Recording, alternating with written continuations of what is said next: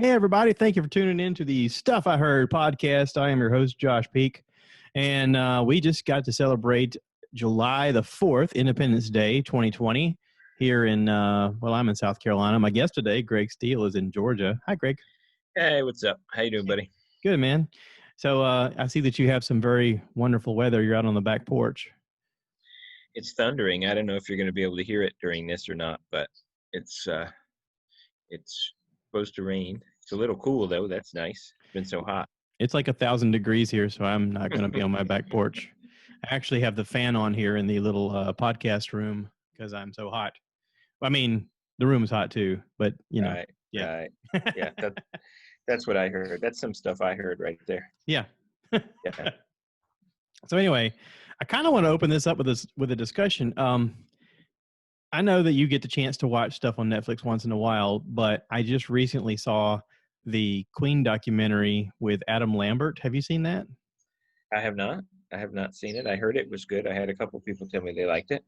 Yeah, Dolores watched it the other night, and she was like, "You like music, you'll like this." And I was like, "You're always hesitant of that kind of thing, Yeah, that's right. It's always like somebody coming up to you going, "You like dragons, right?" And I'm like, "Wait, what?"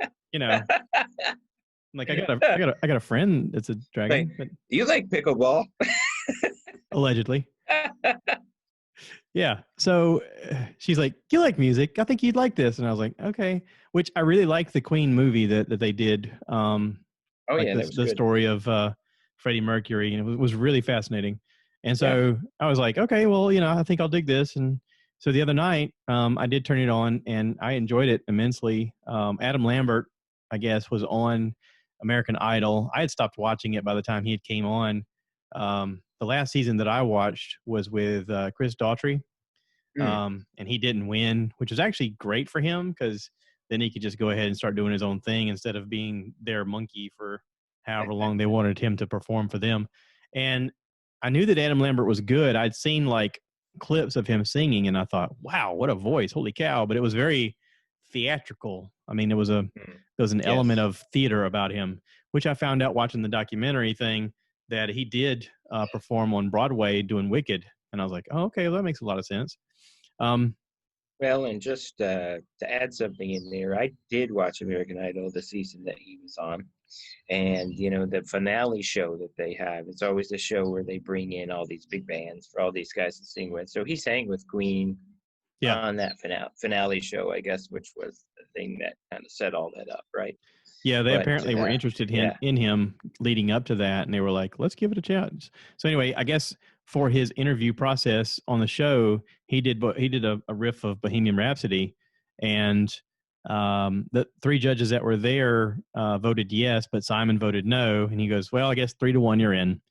And then he goes, there's interviews with him, and there's interviews with, saying, I didn't think he was that good. I don't know what was wrong with me that day. He goes, but by far, he was the most talented singer that's ever been on the show.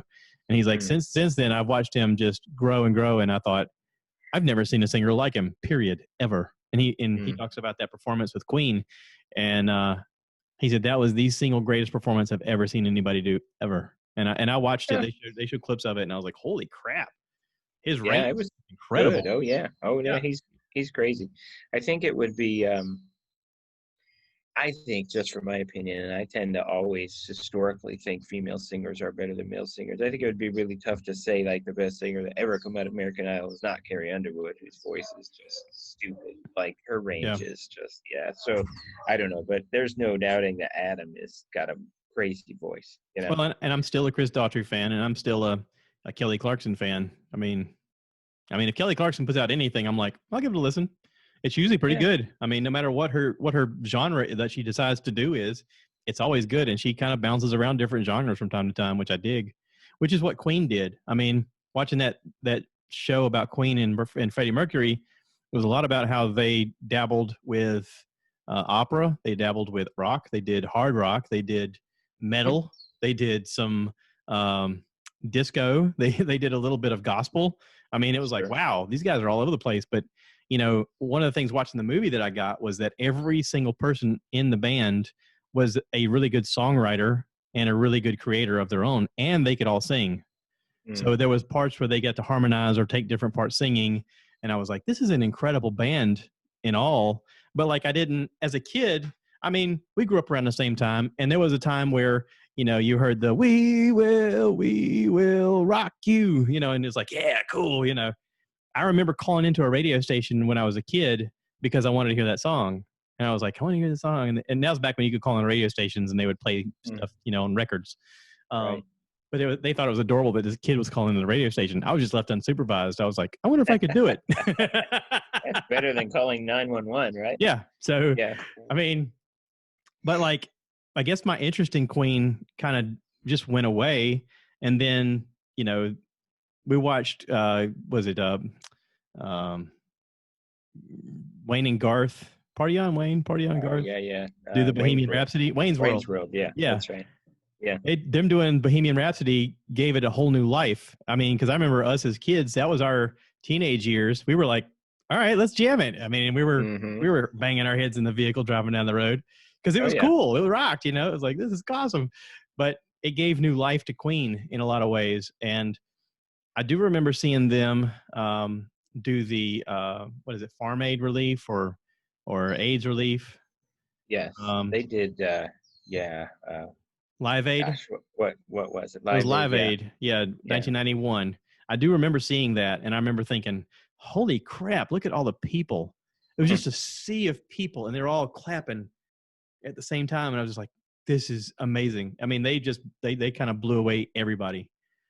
Did you see some of the clips that they did? They put it on Facebook when the movie Bohemian Rhapsody came out, where they were basically showing that real event, and then they were showing it in the movie, and just how they recreate, like how closely they recreated it. Well, apparently they used a lot of the same footage. They used a lot of that footage of the crowd, and they somehow superimposed digitally the crowd with what they had. So like there's a layer of what they did, and then it went to blue screen. So like they had to have a certain number of fans right up close, so you could see their face.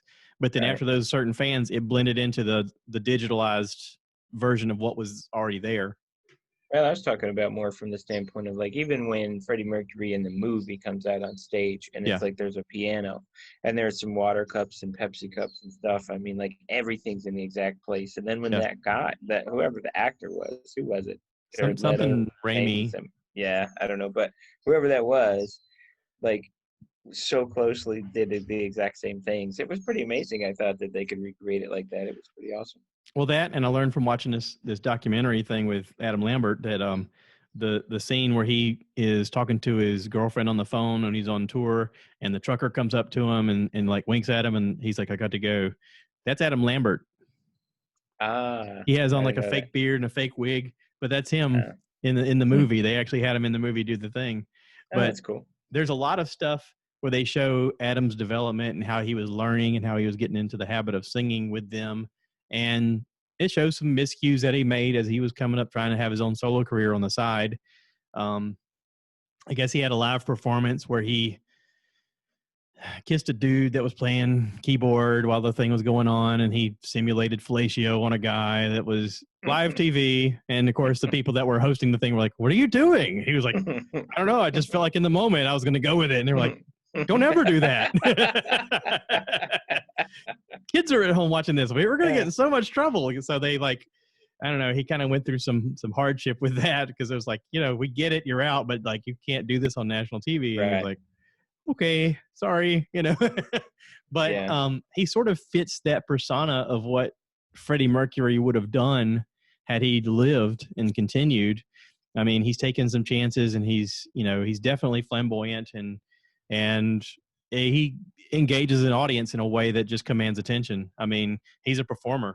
I mean, when you watch him, they showed clip after clip of him on tour, and it was like, oh yeah, he's commanding hundreds of thousands of people in these audiences, and that's a skill. I mean, just to be able to do that is incredible. But the guys, the remaining members that are in the band, I think there's 2 remaining members. One of them left. He completely got out of the music business. They mentioned him, but the guitarist and the drummer are still there, and they mentioned, they said, we grew up with Freddie, and Adam has got just talent that Freddie couldn't hit. He goes, he's Freddie 2.0. Like it's like his vocal range, his ability to command a crowd, his singing ability. is so impressive, and Freddie would be just absolutely pleased that this guy's taking up the helm and doing this part, and so it's kind of cool. Plus, he's That's allowed to pretty, do his single career on the side, you know. It's pretty amazing when you watch the movie and you think about Freddie Mercury and just the drugs and his behavior choices, right? And I'm not trying to say that his behavior choices as far as what like his orientation was any problem, but you simply just can't be as promiscuous and unprotected as he was, right? Yeah. Without bad things happening to you. Yeah. And so, it's like, it's a shame because, and drugs might have had a ton to do with that. He was doing a lot of drugs. Well, yeah. But, And I've heard podcasts on Joe Rogan, especially, but also Dr. Drew, where they've talked about the fact that, AIDS was seen as something that killed a lot of the gay community because there was unprotected sex, but more because it was an autoimmune system that would attack people with low immune systems. And if they did a lot of drugs and they partied all the time, then their immune system would be kind of low anyway, because they were not sleeping properly, not eating properly, on speed a lot of times, or cocaine or whatever. But it wrecked their immune system. And then when they got this disease, it was like, oh yeah, they're a petri dish of what you would need to get this.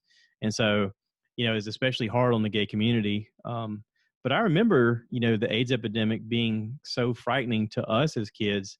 We went through, I don't know how many, films that we had to watch in health class or stuff like that, where even MTV was like, hey, this stuff will kill you. And you're like, wait, but I'm a teenager. Like I kind of want to meet a girl and have sex. But I'm also terrified. Like it was just, it sort of shifted because just before us was the, the Motley Crue era of girls, girls, girls and party all night and, all this craziness and loud music and cocaine and wild orgies and whatnot. And then it was like, all of a sudden the brakes hit and it was like, whoa, whoa, whoa, everybody just chill out. Well, we need to be really safe. We don't know what causes this. We're freaking out. And so like even the music changed because of that. Like all of the music up to that point was about excess and partying. And then all of a sudden it downshifted and it was all about angst and anger and frustration and existentialism and, what are we doing here? I guess it was the prime time for us to be teenagers. Was it changed music to ask the question, what are we doing? What am I doing? Am I a creep? Am I a weirdo? I mean, well, you're going from the 80s, which is sort of like this huge decade of excess, and you're coming into the 90s, and the 90s is kind of becoming its own thing, right? And you have this big shift from, of course, like hair metal to grunge, which is our time, right? Right. And but one of the things that I do these days is I take care of people with HIV, right? And HIV is still a big problem in the state of Georgia. Your lifetime risk is 1 in 52, and that's for all citizens. But for men who have sex with men, it's like 1 in 6, right? I mean, those are crazy numbers, right? And so it certainly is bad from the standpoint of if you could get good testing, you really could eradicate it. Like it's a disease that we could get rid of if we could test people or if we would test people. The only real problem is having it and not knowing you have it, because back in 1980 they didn't have any medicine, so everybody's dying because there's no treatment. Well, now the treatments are so good that as long as you get on medicine, there's like the life expectancy is pretty equivalent to a normal American. So really the danger of HIV is not knowing you have it, and so really testing is so important, and we're still not testing. Georgia, where I live, is one of the few states left in the nation who, like, if you go in the hospital and sign a piece of paper that says you agree to all the treatment we do, like we don't have to get your permission to do every single thing, you still need additional signed permission to get an HIV test. And why, right? That's an old rule, and the rule was put out because they had to protect people back in the day, because people were scared if they had a diagnosis and someone found out they'd lose their job or they couldn't get insured or whatever. That's not a big issue now, but that barrier to testing is a big problem for citizens in Georgia for sure. And so, but anyway, we could do a whole podcast on that. I'm sure you don't want to get into it, but well, no, I mean, I do all the time. It's very interesting, and I've heard a lot of podcasts talk about that kind of stuff because, especially since we lived through it. And, that was one of the main things that Dr. Drew worked on with Dr. Fauci, who's now the guy that we're all consulting about COVID. Right. Yeah. They worked through the AIDS epidemic together as physicians in, infectious disease and trying to figure out how to help people. And, Dr. Drew talks about how in the beginning they didn't know what to call it. He mentioned all the different names they used to call it. And he said, we just knew that this was bad and there was no way to get rid of it at the time. But he talks about the leaps and bounds that they made, a lot of it due to the fact that these physicians consulted with one another and compared notes and were just so open and honest about what to do. And, now you get people like Magic Johnson, who seems to be living forever, even though he has it. And it's like, well, Magic can make it, hey. Well, here's the interesting thing. Like these days, like the thing about Magic Johnson that's interesting is because he was rich, he had access to the therapies a lot sooner than other people, right? There's a lot of people that had it when Magic Johnson had it that died. These days, every single person has access to all the therapies. And basically, the government, did a good thing. It basically, every single patient can sign up for assistance and get HIV meds. So no one ever has an excuse that they can't afford them. So it's so good now that it used to be like this huge handful of pills, and now it's down to like one pill once a day. And they did a huge study in Spain not too long ago that basically took all of these partners, and one had HIV and one didn't. And they had unprotected sex, but the caveat is that the person who was infected had been on antiretroviral medicine and had an undetectable viral load, and the partner was on what you call PrEP, which is like a lower dose of HIV medicine that a negative partner would take to try to prevent transmission. And they documented hundreds of thousands of episodes, and the transmissions were zero. And so there's this new thing now that talks about U equals U, which says undetectable viral load equals untransmittable. So they're even finding now that just because you have HIV, if you get on your medicines, you get your viral load undetectable, your partner gets on PrEP, two of you you can have a normal life. I mean, you know what I mean? I mean, you can do anything you want to do. And the only difference between being able to do that and not being able to do that is being on medicine. And the only difference between being on and not is whether you know you have it or not. And that's why testing is so key. Recommendations are that every person from 13 to 64 should be tested once in their lifetime. And then depending on what high-risk behaviors you may or may not have, you might need to be tested more often. But so since I work only inside the hospital, by the time I get asked to see a patient with HIV, it's because probably they're coming in with some opportunistic infection, which means that their counts are already low. They're already at risk for the infections. They catch one. So I'm diagnosing them and their counts are 4, right? Their CD4 count. They're just the immune cell that's being attacked by the HIV. And so if I can get you above 200, you don't have to worry about those infections, and I'll never see you in the hospital again, and you'll never have a problem with it.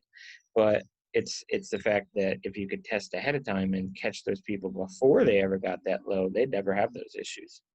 And really, it's one of those things where if it's true that undetectable means untransmittable, and you can't ever say all, and the real problem with something like HIV is because it's about sex, and you can't legislate sex, right? You can't be telling people who they can have sex with, how they do it. I mean, you just can't do that stuff. But if you could, or at least if you could test everybody, and you could get everybody with HIV on meds and get them undetectable, we could get rid of it in a generation. It could be gone.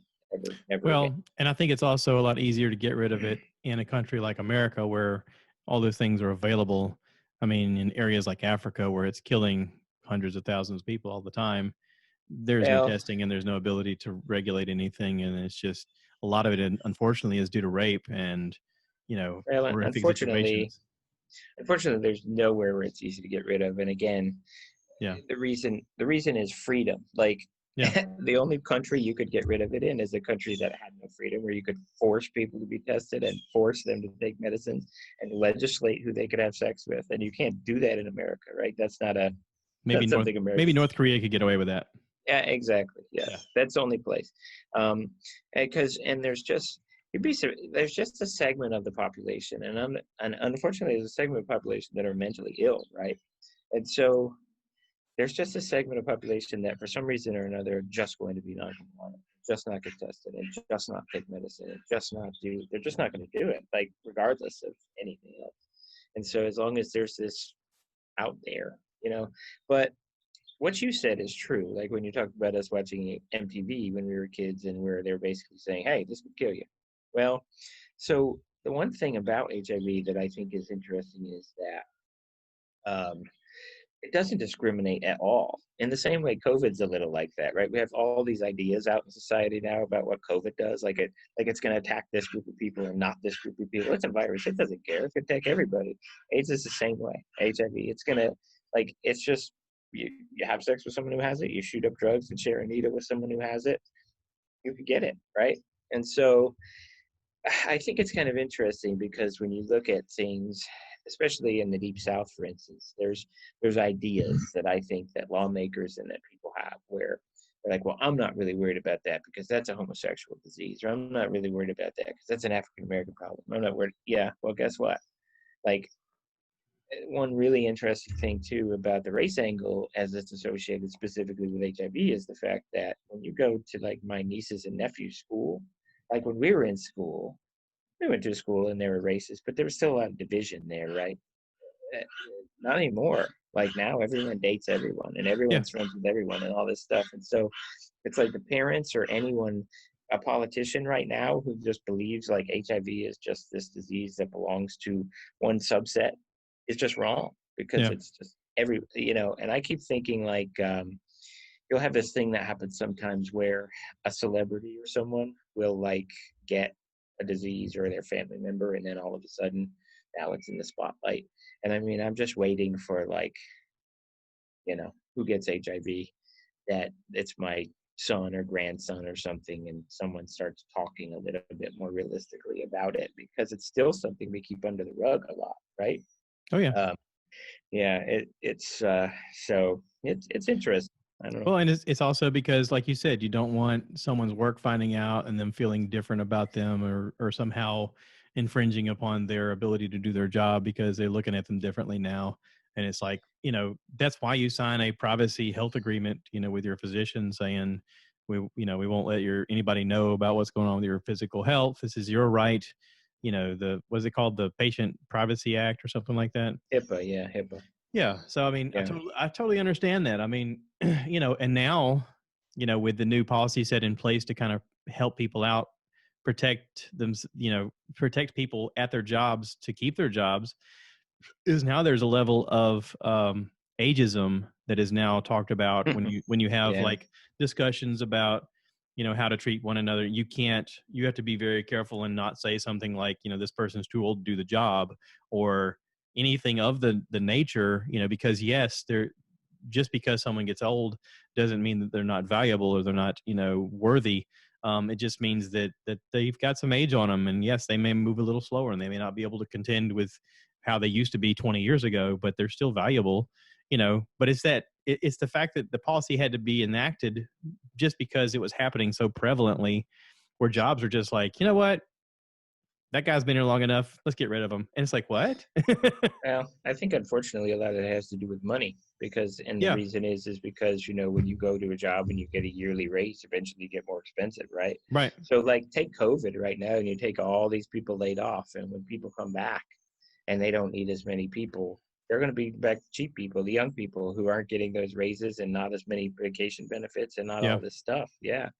But specifically just to kind of end HIV conversation, because the last thing I wanted to say about it, and we can stop talking about it, was just basically that if you want to look at what a problem, like if you want to look what the problem is trying to say that it belongs to one group or one class or whatever, it's that the lifetime risk in Georgia is like 1 in 56 Georgians has it, right?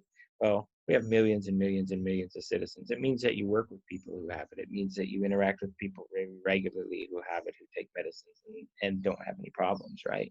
But the problem is it's a much larger problem than, because nobody is going to go tell everyone they have HIV. Like very few people ever admit they have it, right? Right. And so, But even in our town, I mean, we have a clinic here that all it does is that. All it does is HIV patients. And I think it's up to about 1,800 patients now in a city the size of Albany. And so, I mean, 1 in 56, I mean, take a room and, put, I don't know. That's a lot of people. It's just a bunch of folks, which means well, I that mean, a bunch of folks. If you do the math on it, like when you and I went to go see Bert, that was 3,000 people in an audience. So if you just divide that by 50, that's what, 600 people in the audience typically could by numbers be positive. Affected.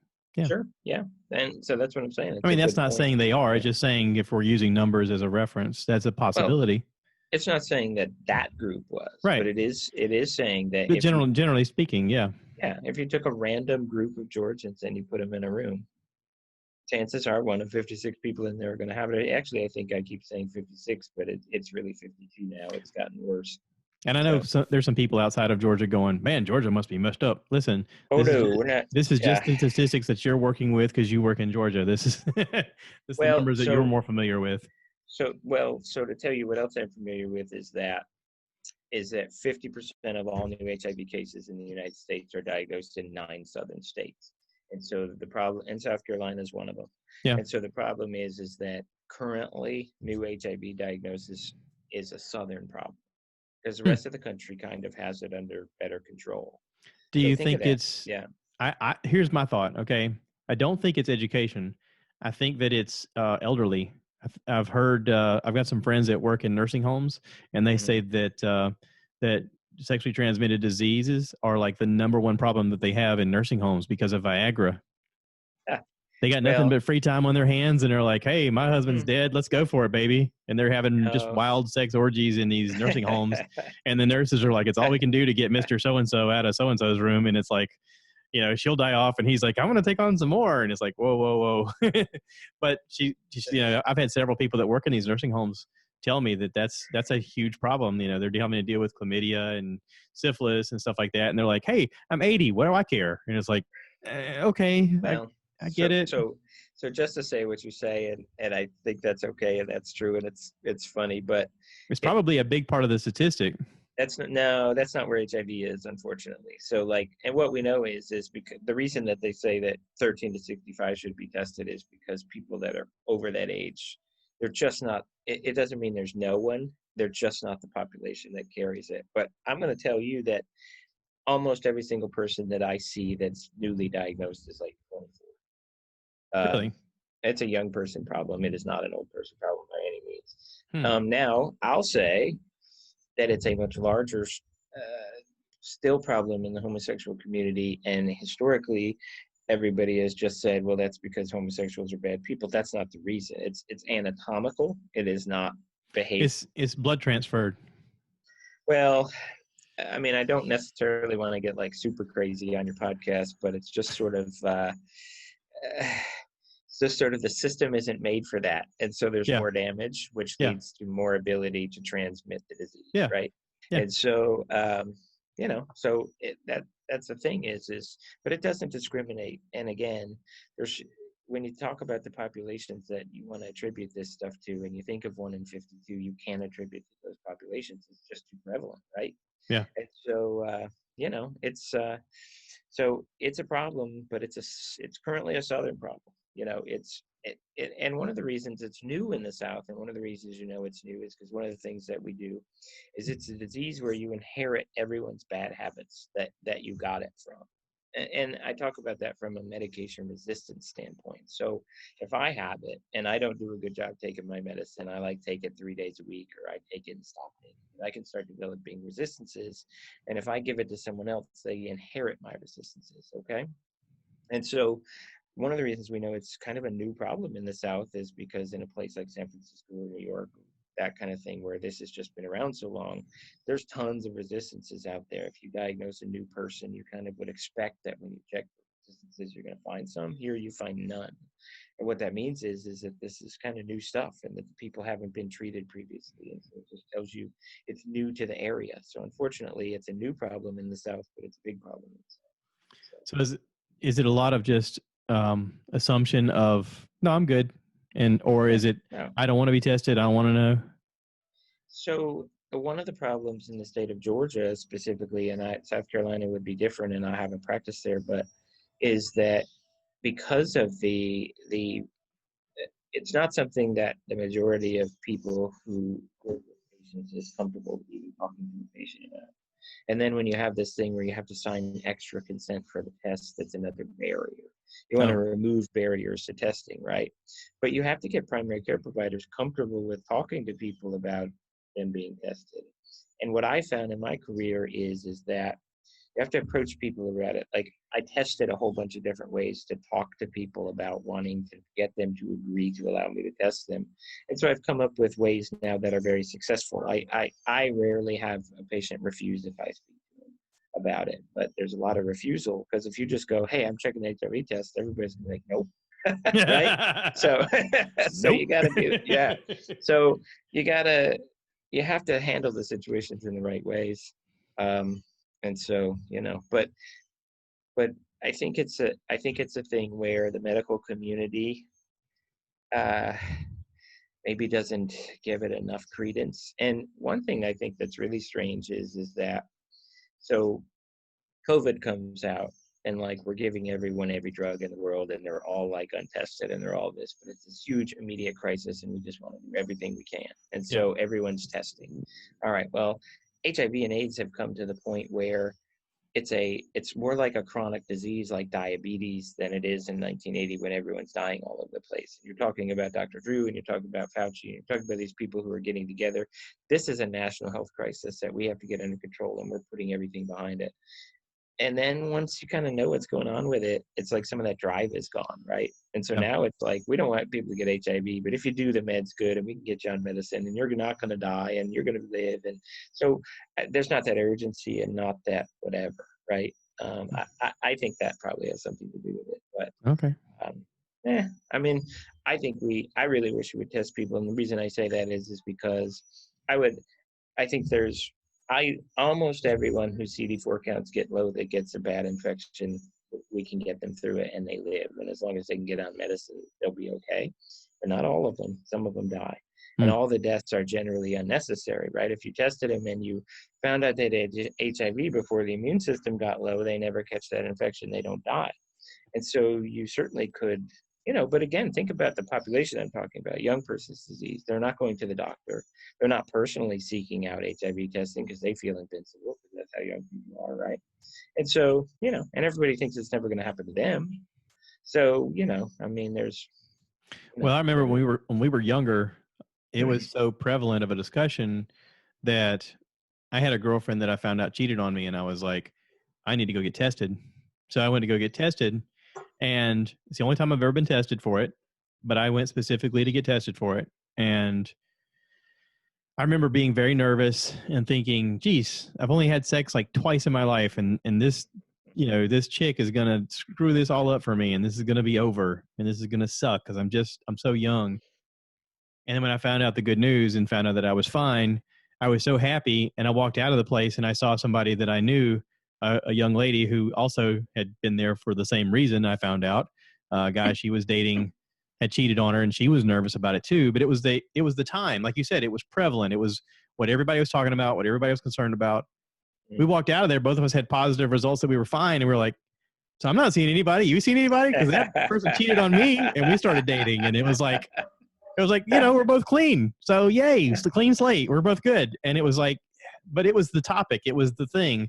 And like you said, nowadays, everyone's got their head in the dirt and they're like, it'll be fine. Magic Johnson's still fine. He can still play basketball, Yeah, listen, Magic Johnson, so what you hear about Magic Johnson is he's okay, but have you ever seen or heard anything about why he's okay? Like, no. I've never seen a thing that's where he came out and was just like, well, I got on medication, and as long as I take my medication, I'll be fine, and these kind of things.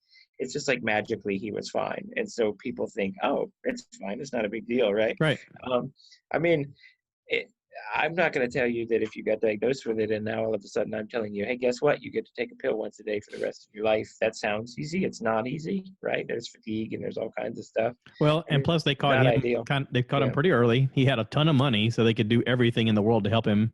And I'm sure he has a nutritionist, and he probably has people watching everything that he does. And he probably gets tested on a regular, making sure that he's healthy. Well, so the point is that that's not even necessary anymore. Like Right. right now, the meds are so good that you might need a blood test every once in a while to check your viral load. But other than that, you don't need a nutritionist. You don't need all that stuff. Like if you, like, it's very specific what HIV does. It specifically lowers your CD4 count, which has specific uh, consequences. And so, you know, if you get the CD4 back up though, and it stays up because you stay on medicine, you're going to be perfectly fine. Like there's nothing wrong with you. Like the bad thing is when I see someone who dies because they just don't take medicine. And I've probably had like 7 conversations with them ahead of this saying, hey, look, and I've done everything I could do to lead the horse to water, but I can't make them drink. Right. Yeah. Because all of those deaths are unnecessary considering that everyone can get meds. And if you take them, you'll be well, okay. And by the same regard, anybody who smokes know that cancer is on the horizon and they go, I'm good. I look cool doing it. Yeah. Yeah, that's right. As long as that's 20 years from now, I'm fine. Right. Yeah. Yeah. So, but it's an interesting topic. I enjoy it's patients that I really enjoy taking care of, and I will have conversations with people that are newly diagnosed, which they all think they're going to die tomorrow. You know what I mean? Yeah. So it's nice to have conversations with them and give them real information and hope. And people, and hope, because we give people hope because there is hope, right? Yeah. I'm not making it up. There's definitely hope. Yeah. But things are so good now that if you'll just do a couple of things, there's no reason why HIV should really give you that much trouble. Yeah. But I've heard different podcasts. I listened to a ton of them. We were talking about earlier.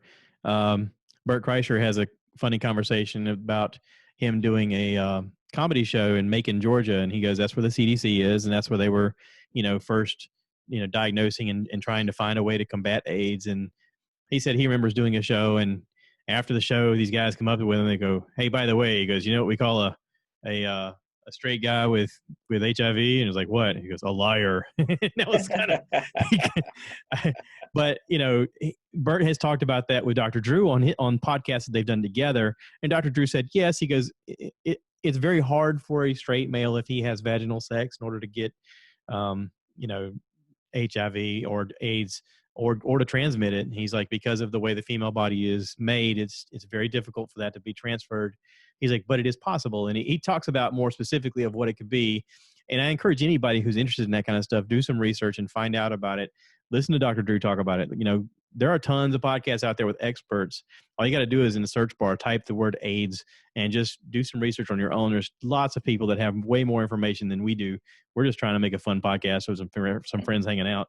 It just so happens that Greg works in infectious disease. I mean, it's and it is much more likely, unfortunately, that a woman is going to get it from a man than a man from a woman in just heterosexual sex, right? Yep.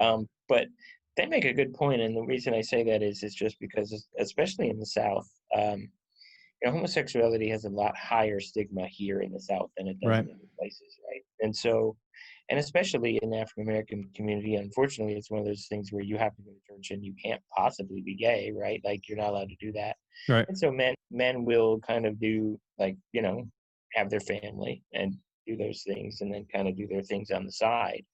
And unfortunately, that is another big problem with HIV, and as far as trying to get it taken care of, on top of just the legislating sex, is the secrecy part, right? Because if you have people that are doing things that they don't want anyone to know about, they're certainly not going to go get tested, because then they have to kind of admit that stuff's going on. And the Bible Belt doesn't help. I hate to say that, because I'm not saying there's anything wrong with Christianity, but Christianity, it's a place where nobody really talks about sex, and it's not an open topic, right? And so the less we talk about those kind of things, the more it sort of opens the door for things to happen, unfortunately. Well, I mean, I've wrestled with that at times too, because there are things that I want to talk about that I don't feel comfortable talking about because my mom listens to this. So I'm like, maybe that's a subject I don't speak about. I mean, exactly. I'm lucky in the fact that I got to have a lot of experience in life and not have anything bad happen. On the spectrum of the way life could have turned out, I got extremely lucky. That's, I'm wearing my lucky shirt. I mean, obviously I am a lucky guy. But there are a lot of people who are very unlucky, and there's a lot of things that, unfortunately, they can't talk about. And I'm trying to logistically think about how I could say this. I'm thinking about who listens to the podcast, who can know who. That's right. Kevin Bacon. Kind of, yeah. Okay, so yeah, I could do it this way. So I had gym class when I was a kid, and we had to share lockers because there weren't enough lockers for everybody to go around, and you had to change out to go to gym, and you're expected to change back and go back to class. And they had showers, but no one was going to take a shower because everybody's afraid to take a shower in front of each other. And it wasn't enforced, which is, fine, whatever. And in gym class, there was a guy that we went to school with who was not openly gay, but we kind of knew he was gay. It was one of those situations where he was very effeminate. He was always with the girls. He always talked with his hands and did the girl, and did the head shake and the whole thing. And never really had a conversation where that ever came up, and nor was it a conversation anybody was comfortable with having because he was a nice guy and everybody liked him. Nobody ever had a beef with him. He was always very nice. We get to gym class and they tell us we got to pair up, and they avoid him like the plague. And I don't know, I got to give credit to my mom for being such a testament of how to treat people growing up, where she taught me to look for those opportunities to be a stand-up person. And I went up to him and I said, "Do you need a gym locker buddy?" And he was like, "You're not afraid I'm going to turn you?" And I was like, "Are you sexually interested in me at all?" And he goes, "No." And I go, "Me neither." I was like, "I have no problem. I don't care. This doesn't affect me at all. You need a partner. Right. I'll share a locker with you. I don't give a shit." I didn't care. But, I thank God my mom taught me to have those kind of values in people and to be able to look at people as people, regardless of what they are or who they are or what they look like on the outside or, the inside for that matter. Look beyond all that. What is the person? What is the person going through? Have compassion for people who are different than you. And that was an opportunity. And I've seen him since. He is down in a metropolitan area. I'm not going to say where because I don't want anybody knowing who it is. He's happy. He's married. He's got 2 kids, him and another guy. And they have a business and they're flourishing. And he's happy. I mean, that's the big thing. He's able to live his life. And, thank God he had that outlet to be able to move to a metropolitan area, because where are you going to find people like you? Certainly not in a small town. You need to go to a big town, That's right. And I sort of had to think about that, like in relation to, some of our friends, like Rodney, for example. Rodney was born in America, but his parents are Filipino. He looks Filipino. On an average, girls are not going to be like, "Oh, I got to get me some Filipino." But if he's in a large metropolitan area, that's less of a stigma. That's more of a melting pot of people. You tend to learn who people are more. You don't care what they look like as much. You have conversations with people more. In the South, and especially in small towns, doesn't have to be the South, could be the North. In small towns, you typically go, "Who looks like me? I'm going to talk to them." That's just a mentality that kind of people go through. And for whatever reason, like, I'd get it. Like, if I was Rodney, I'd move to New York too. I mean, in a heartbeat. Why not? Well, I'd feel more comfortable being in my own skin. I mean, could you imagine how hard it is to overcome something of, "Hey, I was born to look like this"? I mean, just to have a normal life and be able to have conversations with people where you don't feel stigmatized in some way. I mean, I'm lucky. I'm lucky. But one thing that's sort of interesting, coming back to kind of the sexual or the homosexual thing or whatever, is that one thing I know because of my profession is that if you are a person, and I mean, I just have to say it straight out. I mean, if you are a person who for some reason would have some problem being near someone who is homosexual or touching someone who is homosexual or something like that, then that is all bias, because there's no medical reason or no reason that person can affect you in any way, shape, or form whatsoever. And people with HIV, they can't affect you by touching you or hugging you.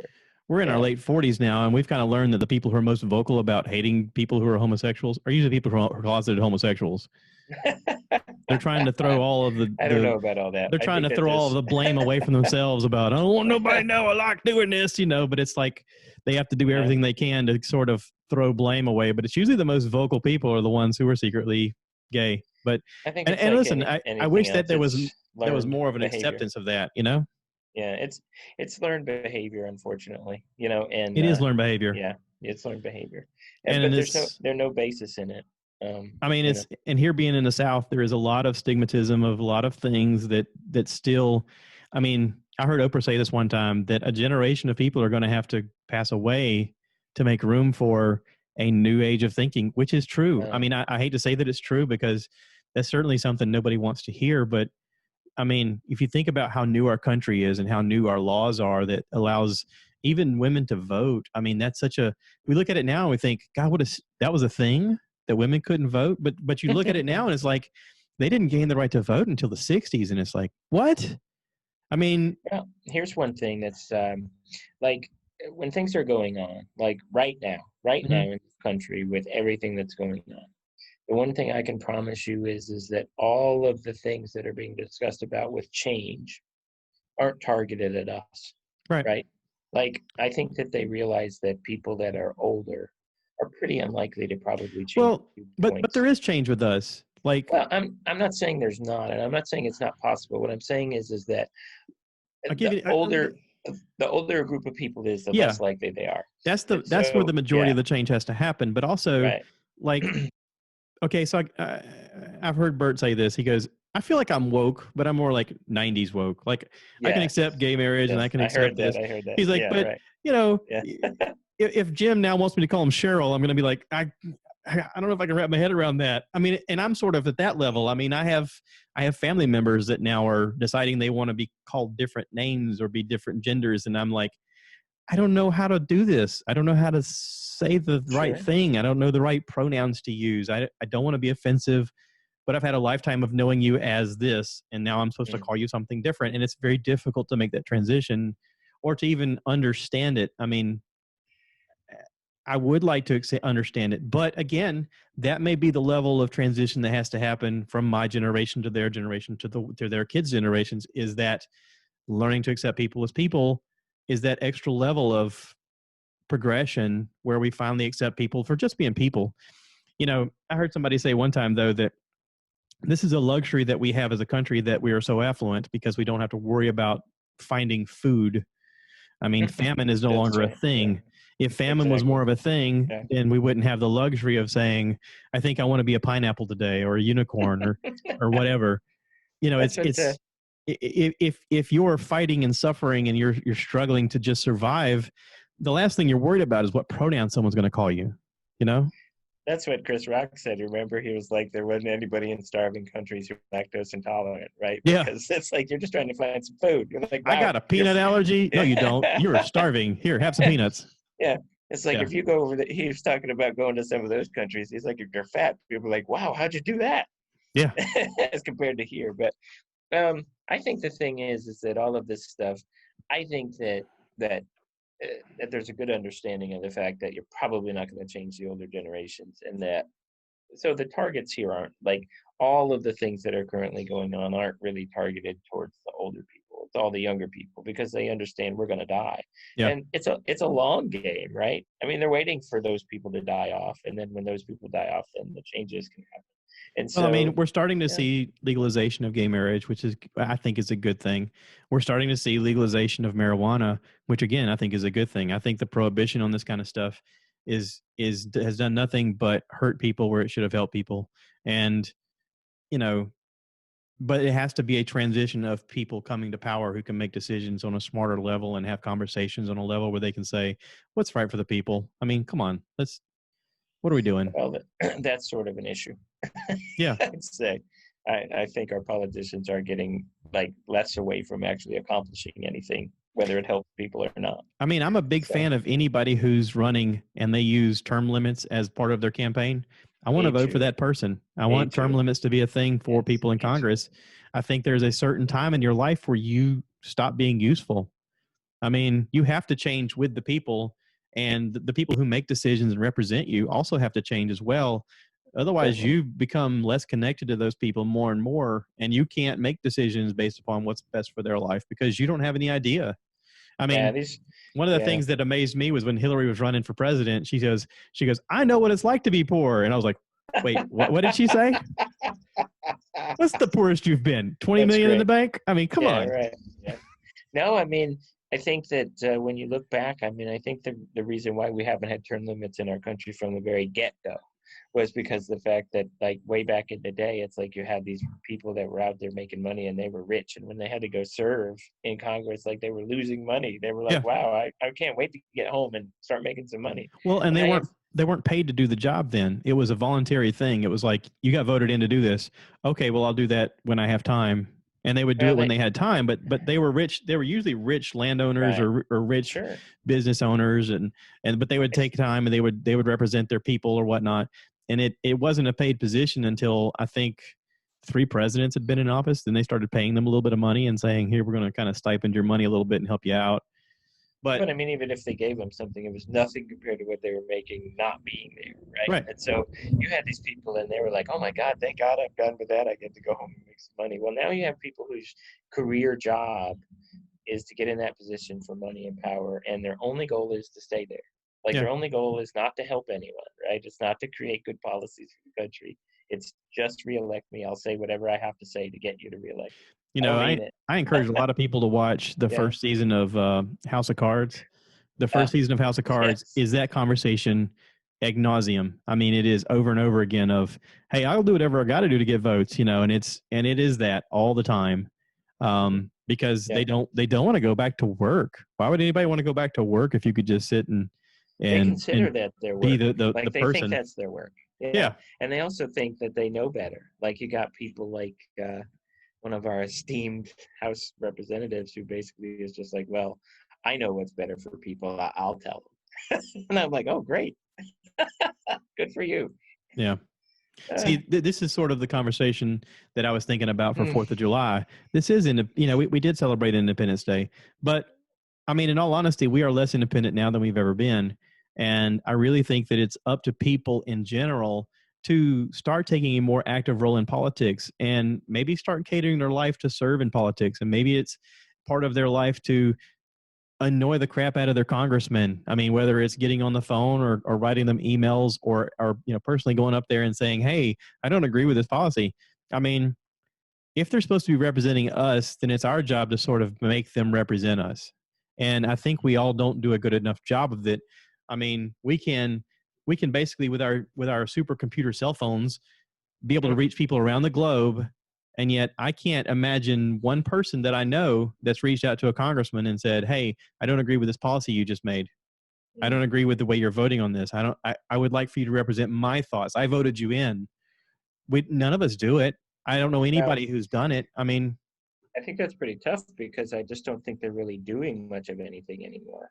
I mean, I think the big problem is like, I mean, look at all the stuff that's been going on in our country for these number of months. And I don't see any politician, as a matter of fact, I don't see anyone, but I don't see any politician who has come up with any solution to anything, who's even proposed anything that would help bridge this divide and get the country back together. No one said anything. I've been paying attention. There's a representative here in South Carolina, Tim Scott. Sure. Tim Scott. His Justice Act, he is all about the Justice Act. He's all about change.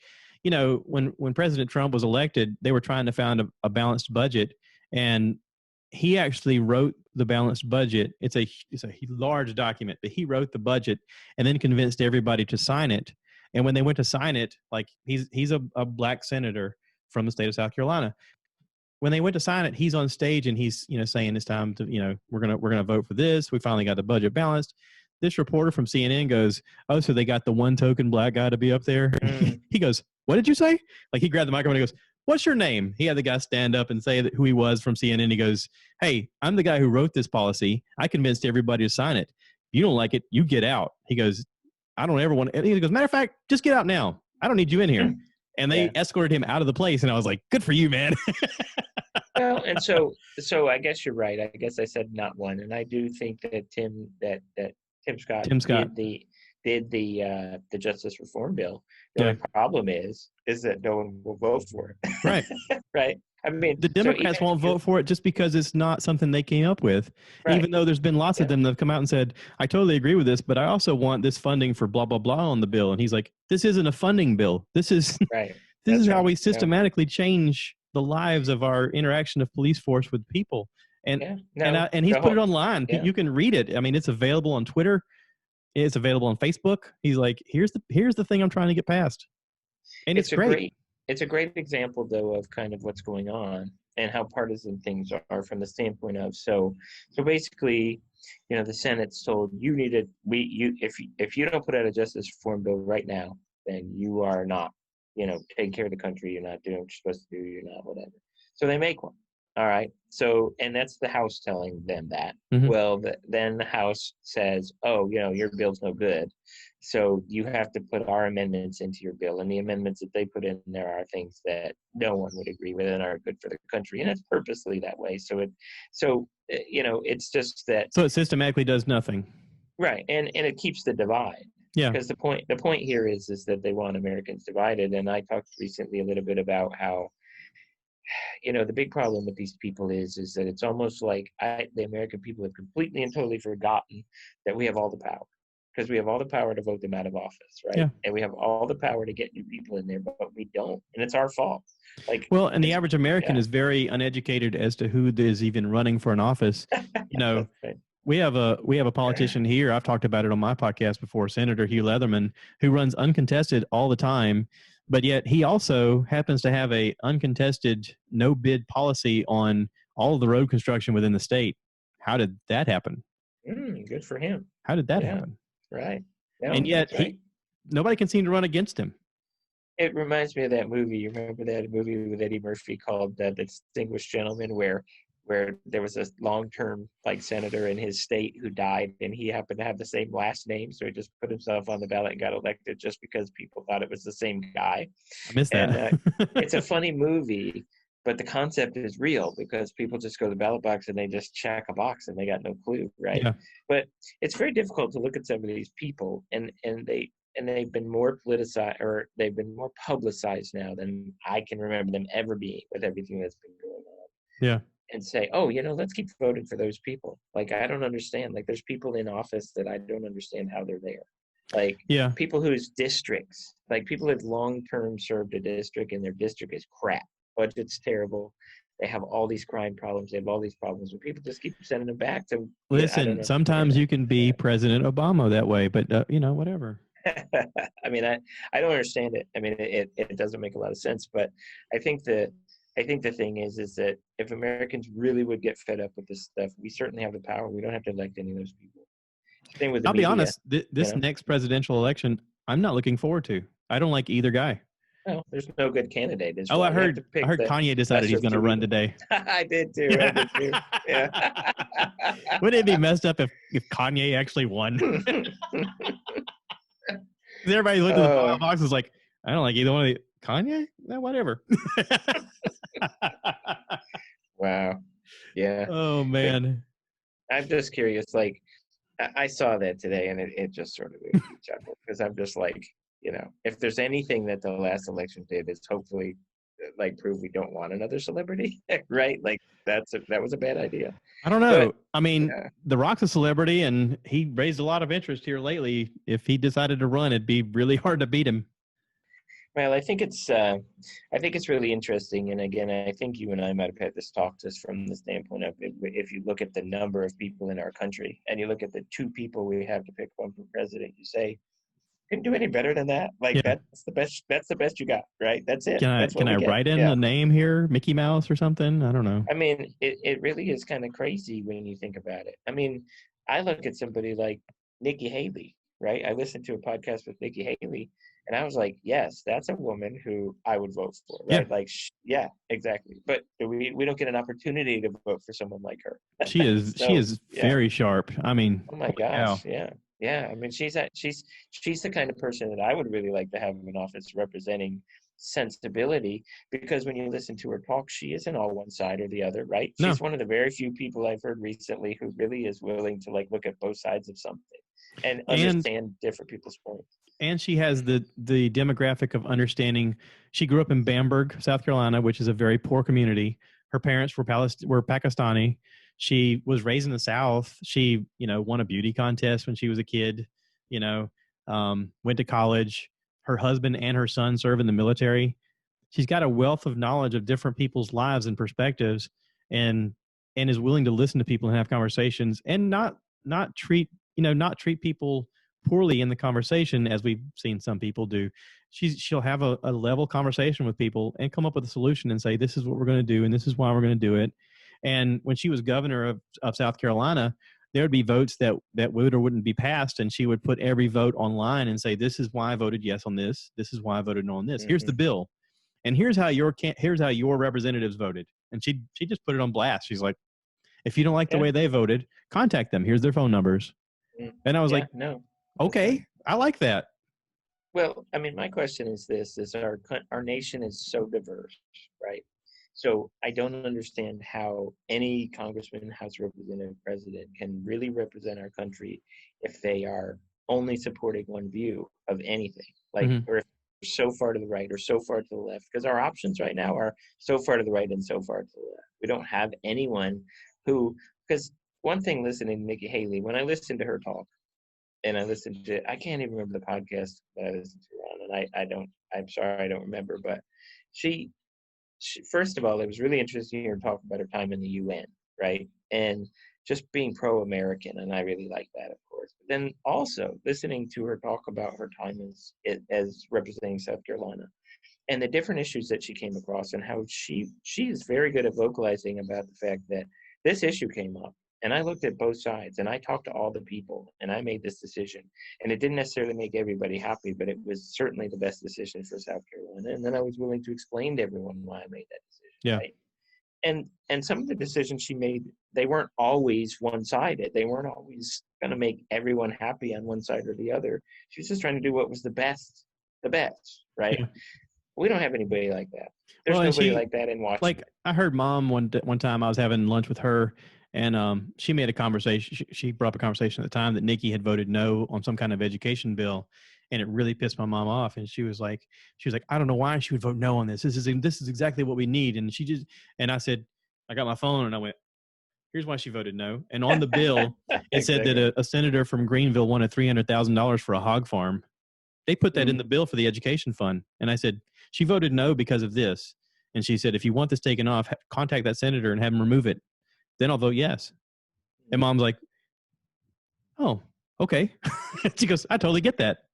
Yeah, right. All we want is a transparency with the people who represent us to say, this is what we're trying to do. And like you said, she does a great job of that. And if she ever runs for president, she's got my vote automatically. I mean, the only thing that would make it harder is if she ran against Tulsi. That'd be a tough fight, because man, I'm drinking Tulsi's Kool-Aid. I just don't think we have anybody like that.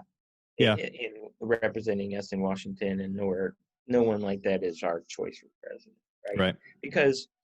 Because unfortunately, this election is like the last one. The last election, it was a lesser of two evils vote. Yeah. And again, we get a lesser of two evils vote. We don't get good candidates. We don't get good people. And again, guess what, American people? That's our fault. We should demand better. I wonder if the presidency has ever been anything other than the less of two evils.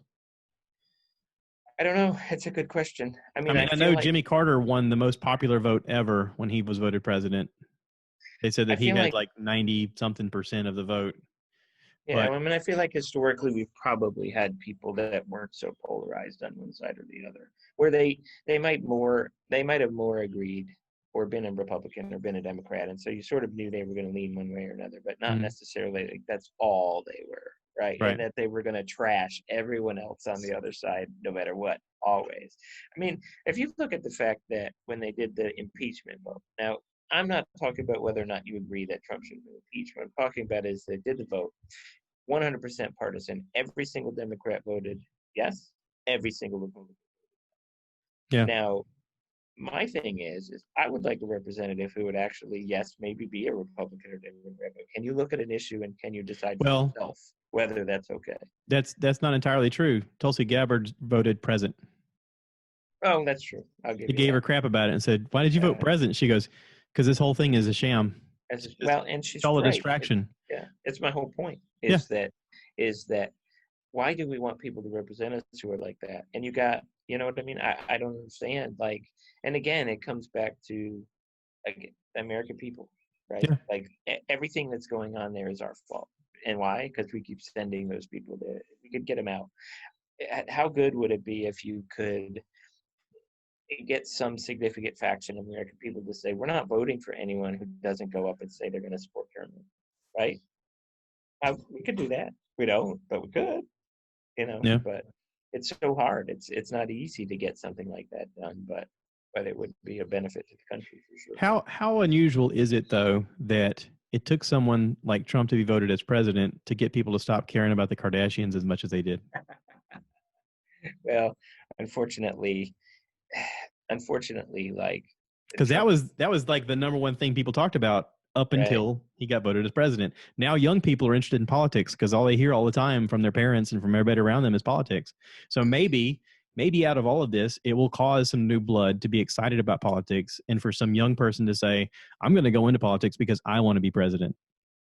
Well, but you hope though that, like, the question is, if that's true, then what type of politics are they seeing? Yeah. You know what I mean? Because unfortunately, like, what we got is we have this thing where you have a president who doesn't act presidential and he's going to argue with everyone, and then you have a Speaker of the House who's the same. Like, they like to say she's different, she's not. She likes She's to not. argue too, and then you have a media who's likes nothing more than to just promote what those two were doing all day, every They're day. like, look, dumpster fire. This is going to kill you. Tune in tonight to find out Oh, more. Right. Yeah. Look how much ratings and clicks that we get, because that's all about money. See, this is where I think podcasts are essential. Conversations like this are essential because then at least it's a conversation, not just a bullet point on Twitter. It's a conversation where people can hear it and it lives on forever. Maybe someone will hear this. Maybe some young person will hear this and they'll say, you're right. Why don't I do that? Why don't I be that person? Why don't I be the exception to the rule? I mean, it could happen. Yeah, be good. I mean, we need it. We need the more this kind of conversations happens, not just between you and I, but everybody, the more conversations that happen with, like that, it's just going to help it improve in the future. I hope. That's my goal. I mean, it's a grassroots program, but who knows? I'm not the only one that's probably thinking this way. Yeah, it's crazy because look at Trump specifically, right? So Trump is smart. People don't like to say he's smart. He's definitely smart. And he tapped in, right? He looks at the country and he looks at what's going on in the country, and he identifies this unmet need. I don't know, but he taps into that, right? He tapped into it. That's why he won the presidency, is because he tapped into that. I wish there was a moment where he would like look at the cameras and go, I've been doing this all as an act, right? Because North Korea, I mean, if I didn't do this, that guy would be over here. Maybe he'll get to the very end and he'll be like, listen, all this was a sham. I just did this to distract the country from this other thing, I dream, like, to me, if I could rewind the last however many years that he's been in office, and we could make it where he had a handler who managed his Twitter account.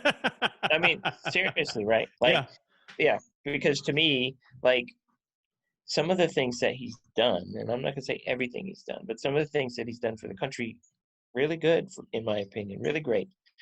But shut up. And then, because we're where we are, not because of anything he did, it's because of everything he said.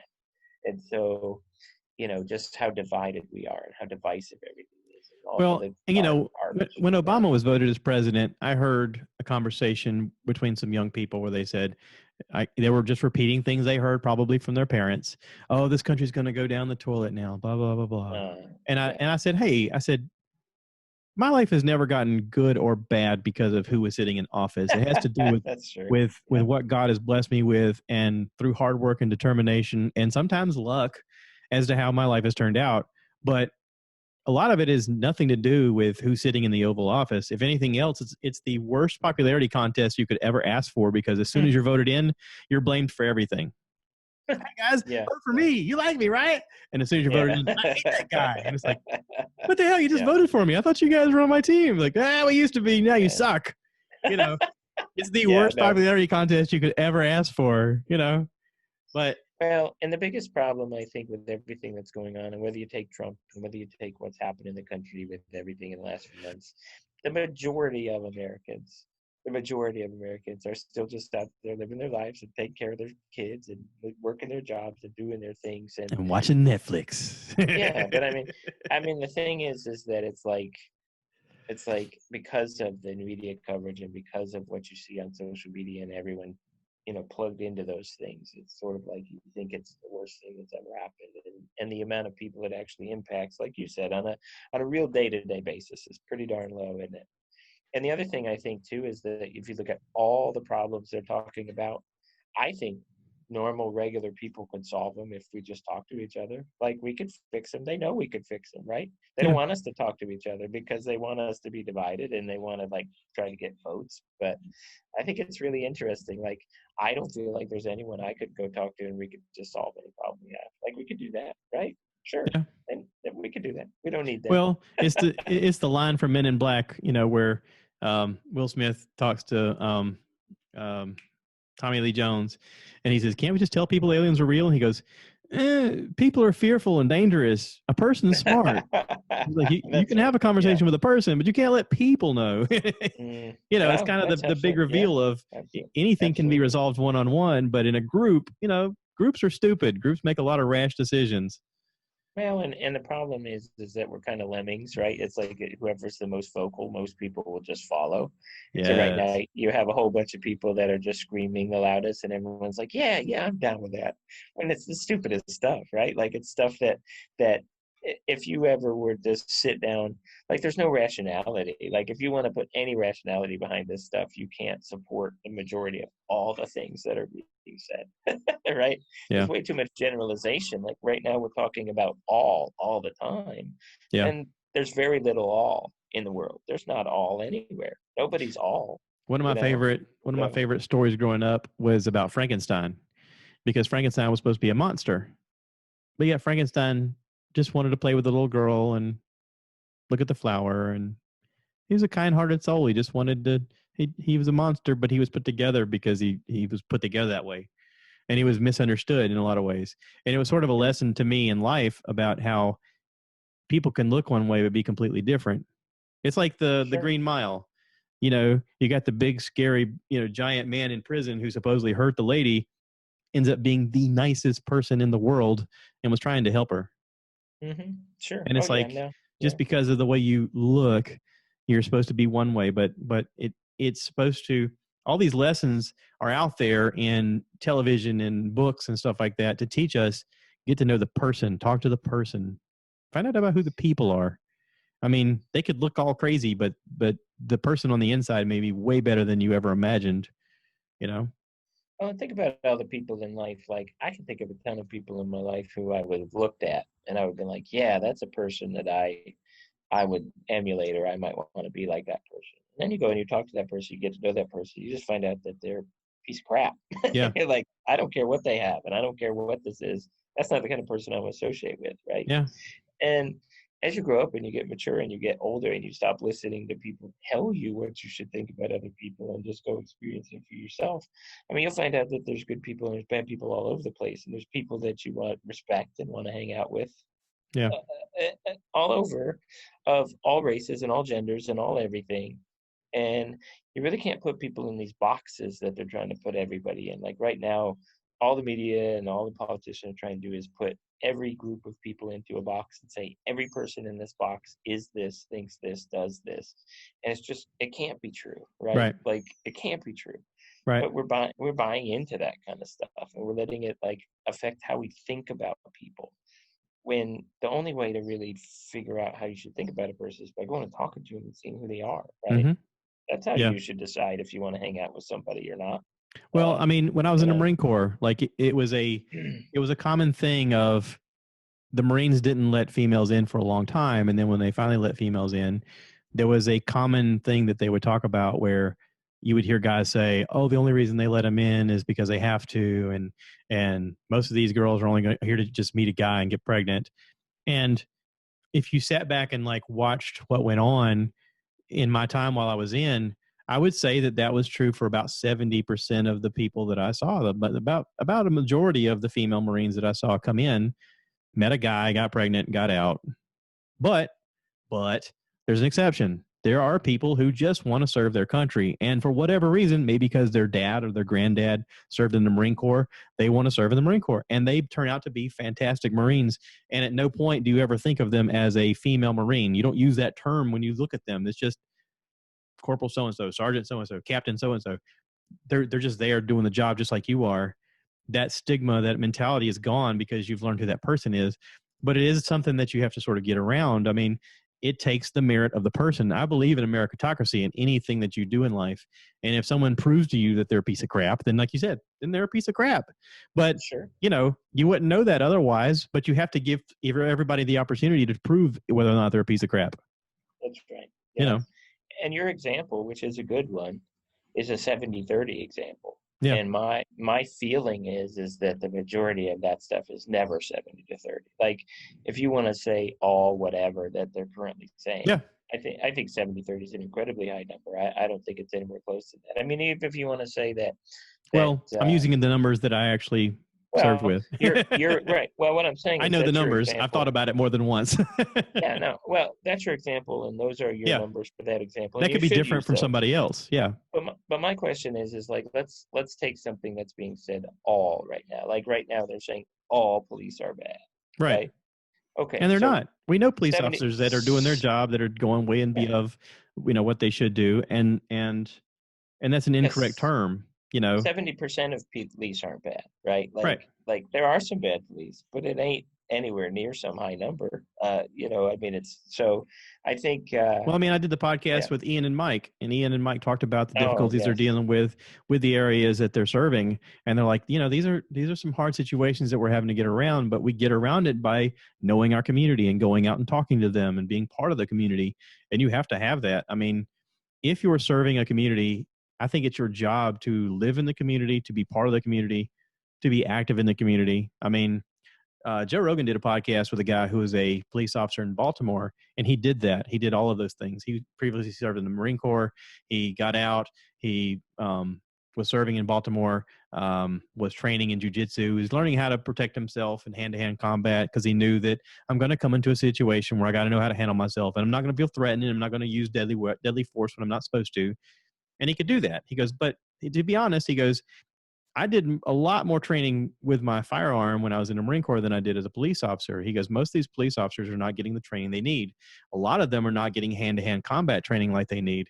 They need to know how to feel safe in any situation if someone is on drugs and maybe lashing out, or if you're in a confrontational situation, you got to protect yourself. Where the fear steps in is when you start using deadly force when you're not supposed to. And he's like, that's a big hurdle we have to get across. But he did talk about how because he was so active in his community, his crime rate went really low, and he would get in trouble from his superiors saying, you got to have more violations. You got to have more arrests. So he would have to go outside of his territory that he served in. He kept the peace in his area he was serving in, but he would purposely have to go to other communities and look for opportunities to just arrest people. Cause he was like, I don't want to lose my job, but I can't serve my people if I don't have these arrests. And he was like, the whole thing is set up way wrong. I wish I could remember the name of the guy. I'll find it and send you a link. It's really cool. But, you know, he's like, there needs to be more change in this mentality. He goes, okay, so he goes, here's a statistical problem. He's like, so let's say you have really high crime. Okay. And then you go to your boss and you say, hey, we need more policemen to help fight this high crime. And they hire more policemen, and then crime goes down. Then they go, well, we don't need that many policemen. We can cut What? Yeah. He's like, if you're supposed to be like peacekeepers and you're supposed to be able to keep the peace, and you have less people enforcing to keep the peace, and the crime goes up, then, you know, it's cause and effect, right? I could not imagine how hard it is to be a police officer at any given time, especially nowadays, though. But you're expected to not only make correct decisions, life or death, all the time. You're expected to know how to handle any situation in a crisis situation, of being able to counsel people the right way. You have to be tactful in the political way in which you speak at all times, because you can be filmed from not only from your body camera, but from other people. And you're dealing with crazy sometimes. You're dealing with people who may be mentally unstable, who may be on drugs, who may be wanted for something they've done, and they're going to lash out whenever they get the opportunity because they're trying to escape. And so there is that life or death possibility that's always there. And they're not getting paid much money to do it. I mean, they're getting paid a good salary, but it's like, okay, at what risk? I mean, it is such a dangerous, impossible job for a person to do, because let's face it, people are flawed. There's some days where you go to work and you're not totally in the game. You're thinking about some stuff you want to do over the weekend, or plans that you've got coming up, or maybe you heard a song on the radio that made you think about something from your youth and you're just like daydreaming, and all of a sudden something goes wrong. And here you are in a situation where you can't make a wrong decision ever. And if you do, it could cost you your job or someone's life. I mean, the stress of that. Well, what's the data too?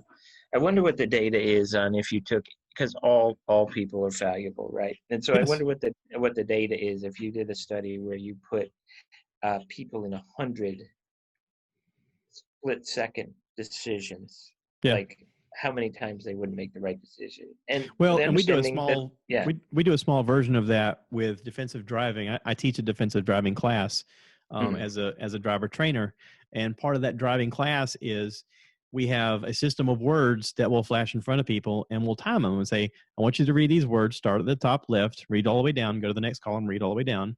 They're going to be words. Just read them out loud, and I'm going to time you. Okay. And I'll say, ready, go. And I'll hit start, and I'll turn around and they'll read off the letters. The words are colors, but it's in black. Okay. You read all the letters and you go, okay, cool. Most people do it in about 9 seconds. All right. So then you go, okay, now I'm going to turn around the same kind of words, but this time they're going to be, instead of the million words, it's going to be blocks. You just tell me the color of the block. Okay. Ready? I'm going to time you. Ready? All right, we'll go. You hit the timer, turn it around. Red, yellow, blue, green, blah, blah, blah. They go through the list. Okay. That's usually about 12 to 15 seconds. It's a little bit longer of a thought process to see the color and for your brain to think about it and say the word. Then you go, okay, now we're going to do a third experiment. This is going to be a little tougher. This is going to be words like you saw the first time, but I want you to tell me the color of the word that's written. Yeah. So it may be the word red, but it'll be green, which is a lot harder of a process. So when you hit it, you go, you ready? And you hit the button, you turn around. They're like, brown, red. No, that's green. And it takes like 30 seconds a lot of times. Okay. So the idea is that it's a lot harder to process information the more complex it is. And so the version of that is talking about distracted driving and staying off of your cell phone and not being, distracted by messing around with the radio or messing around with paperwork while you're just supposed to be focused on the road ahead of you. Right. But the same is true about anything in life. No matter what you're doing, the more distracted you are, or the more things that are going on, it's harder to focus on what you need to do. So your decision making is not going to be as sharp. Well, and what about that's a cool example, but and to add kind of fuel to that fire that you're talking about, just from the standpoint of how impossible that job has to be right now, is take the example where literally it really looks like that the police officer in Atlanta did his job, or whatever. If you want to argue about it, that's fine. Yeah, for most of what he did, he made a right decision. Yeah, but the problem is before that's even investigated, the mayor of that town comes on TV and fires you and says you murdered the guy and whatever. And so basically it's like I did my job, and this is the response to that, right? I don't know how on top of all of the rest of that stuff, then you have to worry about, well, gosh, even if I do what they trained me to do, this is what's going to happen to me. I mean, it's an impossible situation. And it is Mike Tyson once said, you can have the perfect plan until someone punches you in the face and that all goes out the window. I mean, sure. And as a police officer, especially in Atlanta, I'm sure they're dealing with a lot of issues all the time that on a regular basis come up. No one really talks about PTSD like they should. I'm sure no one gets treatment for PTSD like they should. How many times has a police officer walked into a situation where it's been life or death and they've had to make the decision and maybe made the wrong choice? That happens. Now, with that being said, if you make a wrong choice, that costs someone their life, and it could be someone who didn't need to die. That situation that happened recently is a situation where when I watched his body cam, I went, he handled most of this the right way. There was that moment where if he hadn't have shot and killed that guy, the guy gets away. Okay, we know who it is. We know where to find him. Go arrest him. You didn't have to kill him. That was the moment I was like, you just crossed the line right there. So being in the Marine Corps, one of the things we had to do when we were firing is we had to constantly talk about when it was okay to use deadly force. The only time you're allowed to use deadly force is when deadly force is applied towards you. That's it. And no part of that interaction was he within deadly force. There's 2 cops and 1 guy. He didn't have their firearm. He was resisting arrest, but he was running away. That was the point where you go, okay, you had it up to that point, and then you crossed a line. You decided to take someone's life. You crossed that line. Then you were angry. You were upset. Okay, that is, unfortunately, that's one of the things where he had a job to do, and he was doing the job great up until that point. And that's the hard part. That's the extremely hard part where, like, again, we were talking about all the things that you're faced against, all of the troubles that you have to deal with, and the sudden decision making you have to have, and somehow make the right decision. And sometimes you get afraid, or you get anxious, or you just make a poor decision.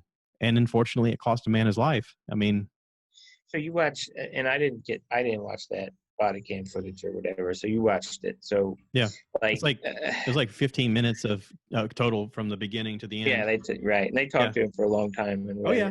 Now, one of the things that I saw, and you could tell me kind of what your opinion is. Like, so what about the taser thing in that? So, okay, what I heard is the guy took one of the officer's tasers and then turned and tried to hit one of the officers with the taser. Is that what happened? It was apparently already expired when he hit the button to tase. It didn't do anything, and then the guy. Did they know that? Like the officers knew it, or I don't know. It was one of those things where, like I said, just split-second decision. It happened, but then the guy got up and ran away. I mean, he did that while they were resting on the ground. I mean, yeah. I mean, well, I think my question is because I had someone else ask me about it, and they said like, well, taser is not necessarily deadly force. Right. Well, right. Okay, so I heard a legal expert talk about it recently, and in the state of Georgia, if someone were to use a taser towards a police officer, that's seen as deadly force, and they are legally allowed to shoot them.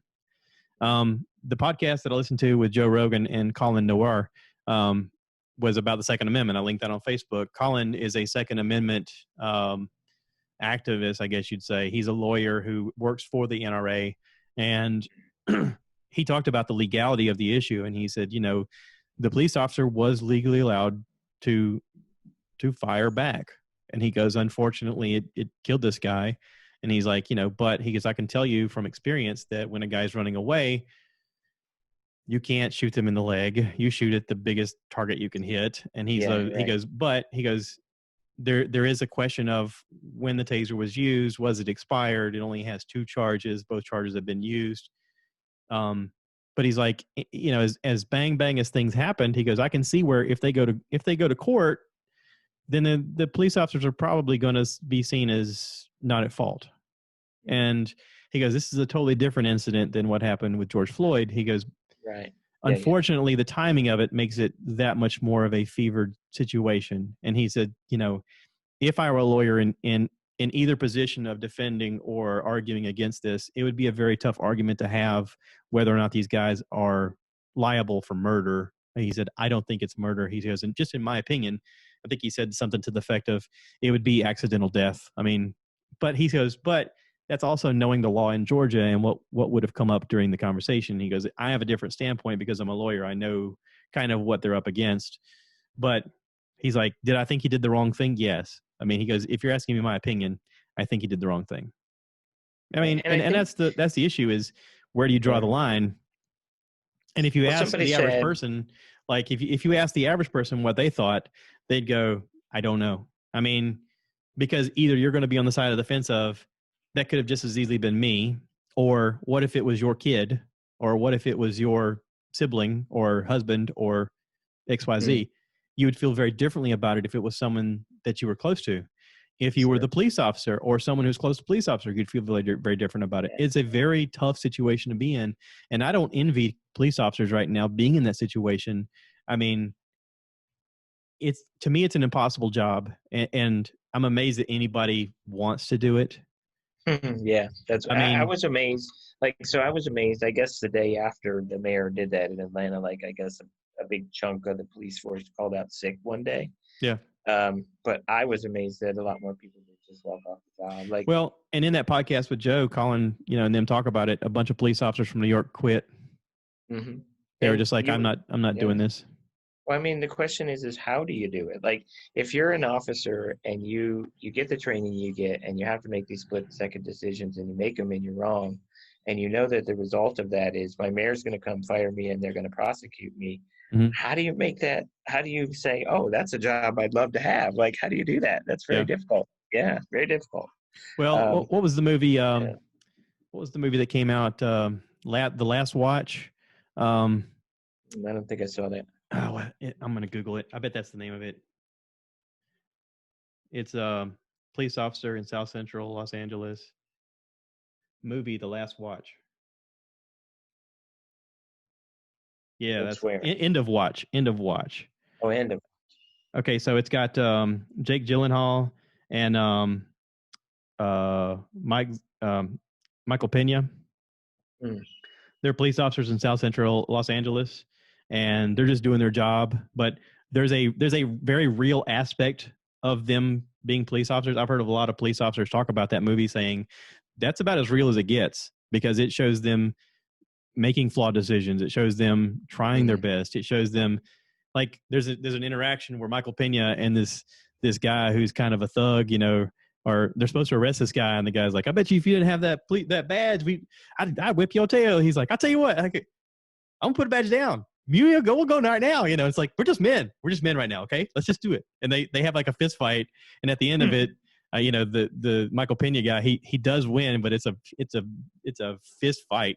They get done, they go, all right, we cool. He's like, wait, you're not arresting me? He goes, no, I told you, this is just men.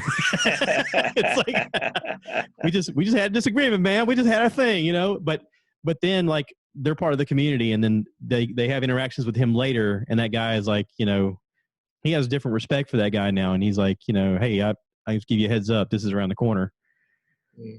But it's a very realistic part of some of the challenges they're up against. This movie specifically has to do with the fact that they were doing their job and they accidentally ran into a drug cartel situation where the entire Mexican drug cartel is after them. It doesn't end. Spoiler alert, it doesn't end well. But wouldn't think so. But it's a really realistic view of a lot of the challenges that they're up against, and I don't envy it at all. I really don't. Like, one of the things that I wanted to talk about with this being a podcast with you today was the fact that you had done a podcast that you decided to not have on the internet. And I'm not going to get into a lot of it. But, I would like to have the dialogue of saying that there needs to be more dialogue between people of what they think is okay and what they don't think is okay. And the fact that I don't think enough conversations are happening. Maybe through podcasting, maybe through our interactions with people in our community, we can bridge the gaps between people that we don't know to then understand who they are and who we are, and stop the mentality that the media is trying to push of us versus them, and start having more of a conversation of our community. Yeah. That podcast, just from an employer standpoint, I decided not to put it out there. And I don't necessarily think that I said anything too wrong. I think, unfortunately, we're in a climate where it doesn't matter what I think, right? Like, all someone has to do is complain, and it could potentially be a problem for me. Right. But I do think that one of the things that I said in there that I do believe is that we should be, or we definitely need to be, speaking to one another. I think, unfortunately, what's happening right now is on top of all the other bad stuff that's going on, like, there's a climate of silence is being pushed, and we're buying into that climate. We're like trying to silence one another. And I think that there's no solutions to any of these problems. Like, I don't think there's anyone really trying to create good solutions, but I think if there are going to be solutions, it's going to be because everyone's involved in the talk. You know what I mean? It can't be one side like is really responsible and yet can't ask questions, because how in the world could they learn if they can't ask questions and talk? And it does mean, like you're saying, it does mean that more conversations need to happen with everybody, but it also means that we all need to be a little better informed. And we also need to have an open mind when we have a conversation with each other to think, okay, what is this person's background? What angle are they coming from? Are they feeling emotional because it may be something that happened to a family member? Is this something that they're going through because they knew somebody in this situation? Is this reminding them of something that they personally went through as a kid? You know, I've had a lot of conversations with the guys that I work with where they've said similar things. And if anything else, it makes me feel a little more compassionate about the situations that they go through on a daily basis of just trying to live a life. And here I am, the lucky guy, just because I'm a white dude. Has nothing to do with me. It has nothing to do with my choices, even though I understand that my choices are keeping me usually at home after dark and I'm not out doing anything I'm not really supposed to be doing. But there was a time in my life where I didn't. And I think if I were to be approached by a police officer back then, they would just go, what's this kid up to? But if there were guys that I worked with who were the same age around that same time, they would harass this guy just because he looks black, or just because he's Hispanic, or just because he looks different than what they consider to be their normal stereotypical kid out late playing around with his friends.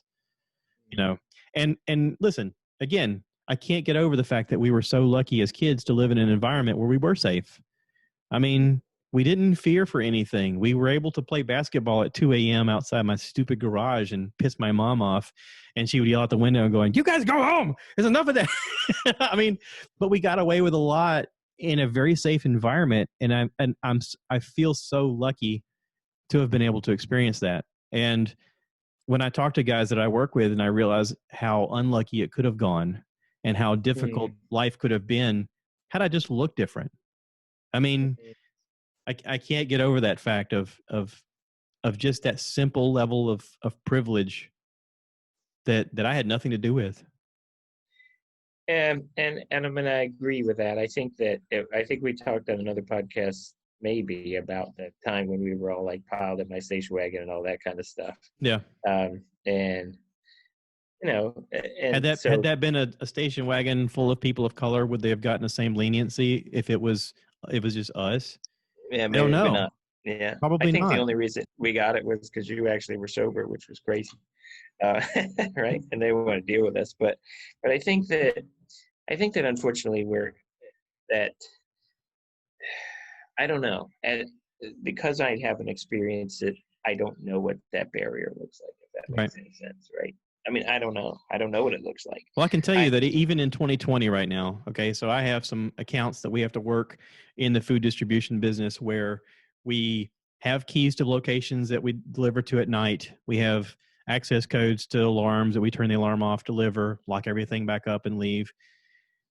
We also have some places at malls that we know how to get into the food court area, but then we're encouraged to jump the counter and then open the back door to deliver through. And I have some guys of color that I work with that say, I can't jump the counter because if I do, someone's going to shoot me. They're not even going to look at the fact that I'm wearing a uniform. They're just going to see a black man jumping over a counter and they're going to go, get him. And I've had guys say, I can't work that stop because in 2020, I can't work that stop because of this. Now, is it a poor idea for that restaurant to be set up that way? Absolutely. Do I feel comfortable jumping the counter? No, I feel like a criminal doing it. But I don't run the risk of being shot just because of the way I look. And here we are, guys doing the same job.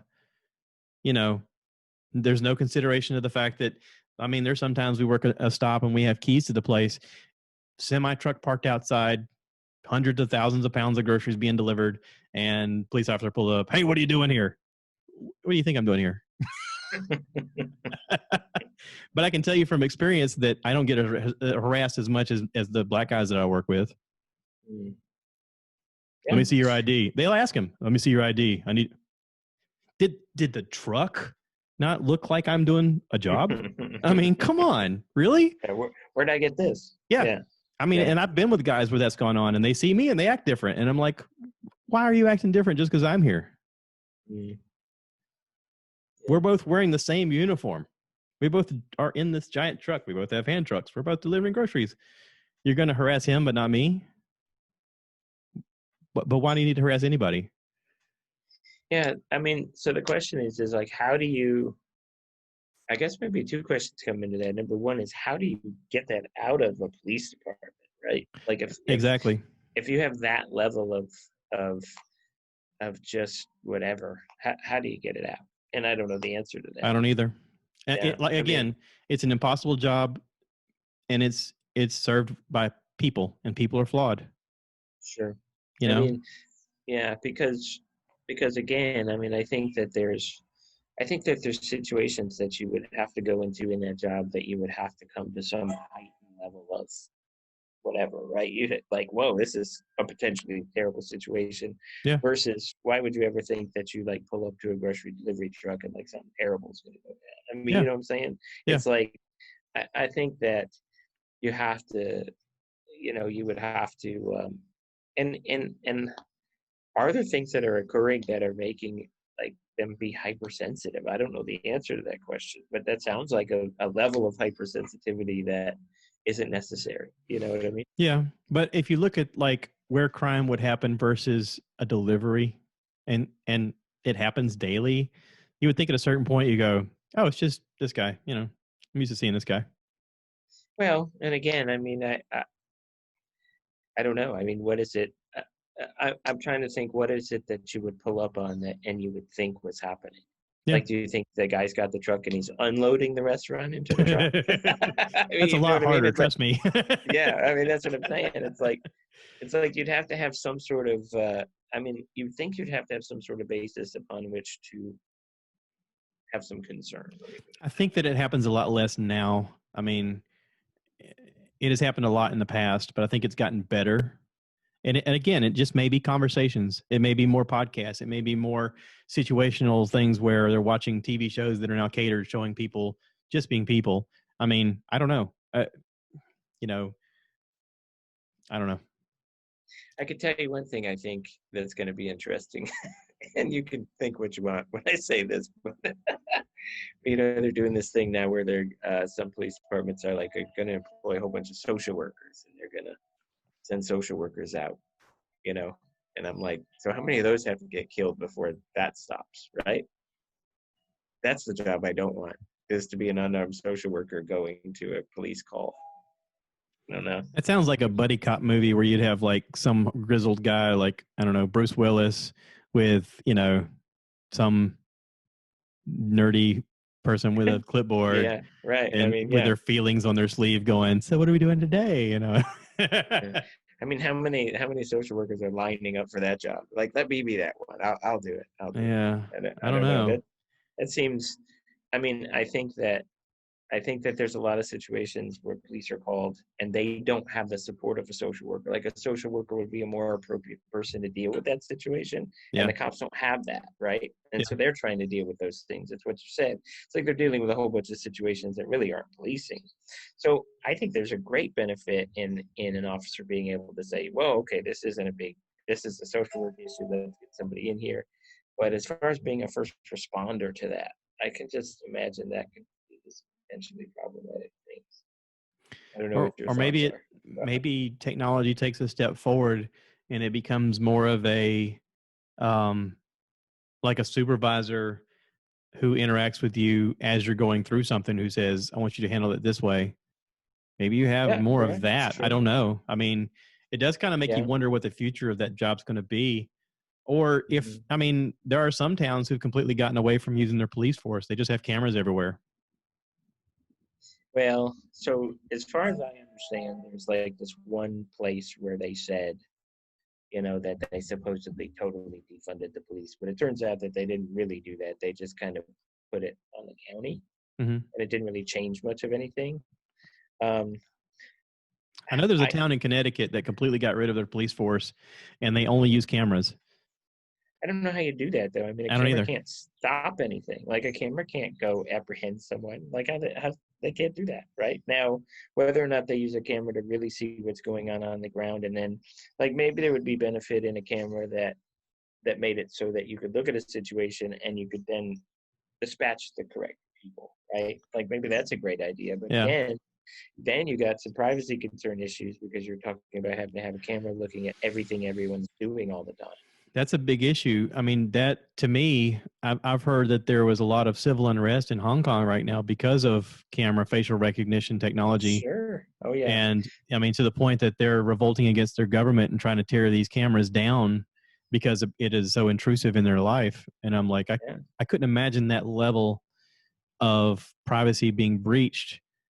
I mean, but we're it's a here slippery in a slope. country where we're literally on our phones every day going, hey, everybody, blah, blah, blah. I mean, we're doing this now on this. I mean, we're all doing it in a way voluntarily, but how bad was it in Hong Kong that they were like, enough is enough? Like, how bad was it? It just, well, so there's a huge difference though between like you and I voluntarily sitting here and I'm choosing what I say and don't say, knowing this will be broadcast or whatever. You know, the funny thing I was looking at the 4th of July Facebook post and I'm looking at some of the families, and the families are putting out these perfect pictures of the mom and the kid and they're smiling and like everything's perfect. You know, people's lives aren't that perfect, but we put out that version of ourselves. Yeah. That's a different animal than that there's cameras watching everything I do all day in my unguarded moments, right? Right. I mean, that's a slippery slope. That's not something America wants. But sometimes I just want to go around the corner of the house and pee. I don't need you to watch me. Right. You know? Exactly. No, that's what I'm saying. It's like, I don't know. That's quite an issue, and it's maybe the challenge. Like, what the biggest challenge is that I'm seeing are, how do you create a free country, but need that level of supervision? You know, how do you have a constitution that supports free speech and yet like come to some balance of what that means?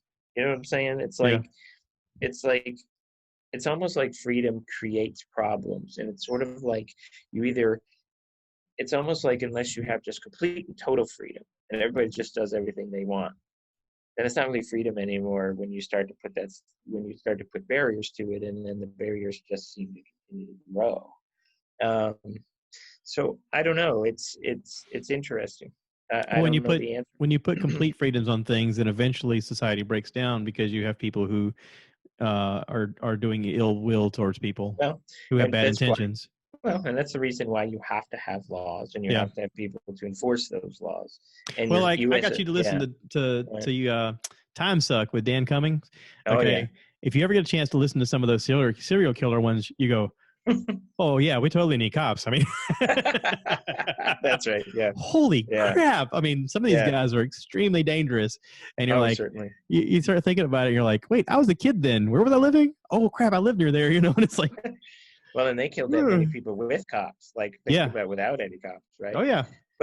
But I mean, I think the thing is that so as a society, you have to say we're a free society, but there has to be a limit. And the question is where is that balance, right? Yeah. And how much of that balance is, well, and sometimes it means whose rights get protected and who doesn't. Yeah. I mean, which I think is the really hardest question, right? It's like the right of one person often goes against the right of another, right? Well, and it's again, it goes back to the hard job of being a police officer and all of the things that you have to balance. And in some level, you need sensitivity training. In some level, you need hand-to-hand combat training. In some level, you need, I mean, you can list off 1,000 things they have to do. And at the end of the day, it's impossible. Mm-hmm. No, it is. And even if you gave them all that training, it's impossible because, like you said, I don't always go to work on my game. And we know because I'm a fallible human being, you can give me all the training you want, and that might mean that the majority of the time I'll make the right decision, but I'm not always. I can't. It's not possible. Right. People make poor decisions at times. And you can't hold people to a standard where you would expect that because it's not realistic, right? It's not realistic. It's not realistic to say that, oh my gosh, we'll give this police officer and he's going to have so much training that 100% of the time in split-second decisions, he's always going to do the right thing. I'm not saying that other than to say that we've created as valuable beings that can't do it. It's not possible. Yeah, and even in the case of Michael Floyd and the 4 police officers involved there, you definitely have one guy who is guilty, and you have 3 other police officers who were complacent. Now, I could see that like being a movie where they go to court and this one guy definitely goes to jail. But I could also see the 3 other guys maybe just getting like probation or some light punishment, because in a court case, you can argue the fact of maybe this guy was their superior and he was telling them, I got this, or whatever the situation. There's all kinds of ways, legality in a courtroom, that you can argue the case where they were like, I thought this is what we're supposed to do, or I've seen this guy do this 100 times and nothing happened. There's a lot of things that could go wrong. And, not to sort of play devil's advocate, but in a way, yes, this could come out in the court cases where they go, yeah, the 3 other officers were seen not guilty. And there's going to be a public outrage of them going, I can't believe they paid. Okay, but what if that were you? What if that was your job and it was your boss and he was saying, I got this, I've done this. You'd be like, okay, I guess you got this. But at the same time, there are elements of your job where you see people make poor decisions and you go, are you sure you want to do that? And you let them make a poor decision anyway. And unfortunately, it cost a man his life. I mean, well, think about this. Think about the Atlanta situation.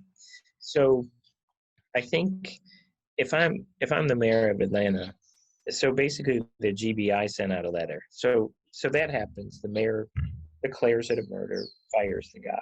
Right. So she's already been his judge and jury and executioner. The GBI puts out a letter, and the GBI's letter basically is like, she did this before we even had an opportunity to investigate. Right.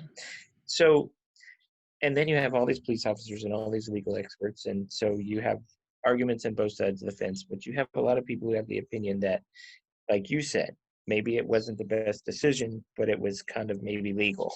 Right. And so my concern with that is that what if the guy gets off? And then what you have is you have the mayor of Atlanta who basically set up a situation where if he gets off, instead of being a politician who basically says, we really need to investigate this and we really need to see kind of what went down, you're going to declare it a murder, you're going to declare it a racial problem, declare all these things so that when the guy gets off, then people are going to burn your city down. Yeah. It's like, you think to yourself, and there's an argument. There's an argument for a policeman's union or not having a policeman's union. A lot of times with a union involved, they can't be fired from the job without the union then doing their own investigation and their own form of punishment. But oftentimes it's deemed by the public as being harsh enough. I mean, we saw that during the Rodney King situation.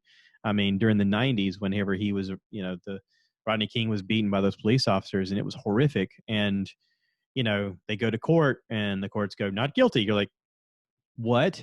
I mean, yeah. When the riot started, I was like, yeah, I totally get that. I totally understand that. I mean, I know that destruction of property is not helping the situation, but at the same time, I could see how you'd be so outraged by the situation. You'd be like, I just want to burn it all. I mean, this doesn't make any sense. And it is extremely frustrating. And I know just being like a white guy in the situation, watching it, I was flabbergasted. I was like, there's no way that these guys shouldn't have been punished for what happened. And because of the union, though, because of their laws and because of the way it's set up, they were allowed to just continue their life and given their pensions and whatnot. And here was a situation where it was the worst of the worst situations where they were literally on the phone with each other going, you guys need to come down here. We're beating this guy up. Come on down here and just wail on him. And I mean, it was like, what? I mean, it was a horrific situation. But in Atlanta, they don't have the union. In Atlanta, the mayor can just fire him. But like you said, because she said what she said, she's not allowing due process. So she could actually be sued for liable because of the lack of due process in that situation. And, I think that, so what you said makes sense. And what you said when you say like, well, I understand that their frustration and these kind of things. And that goes back to one of the things I was talking about is like, how do you protect the rights of one without it's stomping on the rights of another, just because of the fact that you look at that and you say, wow, I understand how they can do it right. And yet at the same time, the police's job is to protect those property owners, to protect their property. It puts them in a situation where they're in a bad spot, right? Mm-hmm. But you look at the guys in George Floyd thing, and you have the officer who had some disciplinary issues in the past, and maybe even I saw that had some racial disciplinary issues in the past. Yes. The only reason he's still on the job is the union. Yeah. And like I dated someone who worked at a chemical plant here that had a union, and she'd come and tell me stories. And she, what her position wasn't unionized, but the people below her were unionized. And she'd come in home and tell me about all the stuff that they would do and how they would like destroy entire lines of products and all this kind of stuff. But they could be fired. The union protected them, right? They had a contract. Yeah. In the same way, in a lot of these northern cities, the police have unions, and it gets almost next to impossible to fire them. Yeah. And I hate to say it, but like people on the left are very pro-union. Yeah. At the same time, when you have those unions, then you don't get people fired that might need to be fired, and you get situations like this. Yeah. It's a bad thing, right? Well, you've got a lot of people who aren't paying attention to what's happening, with who's serving who and who's voting for who and that kind of situation.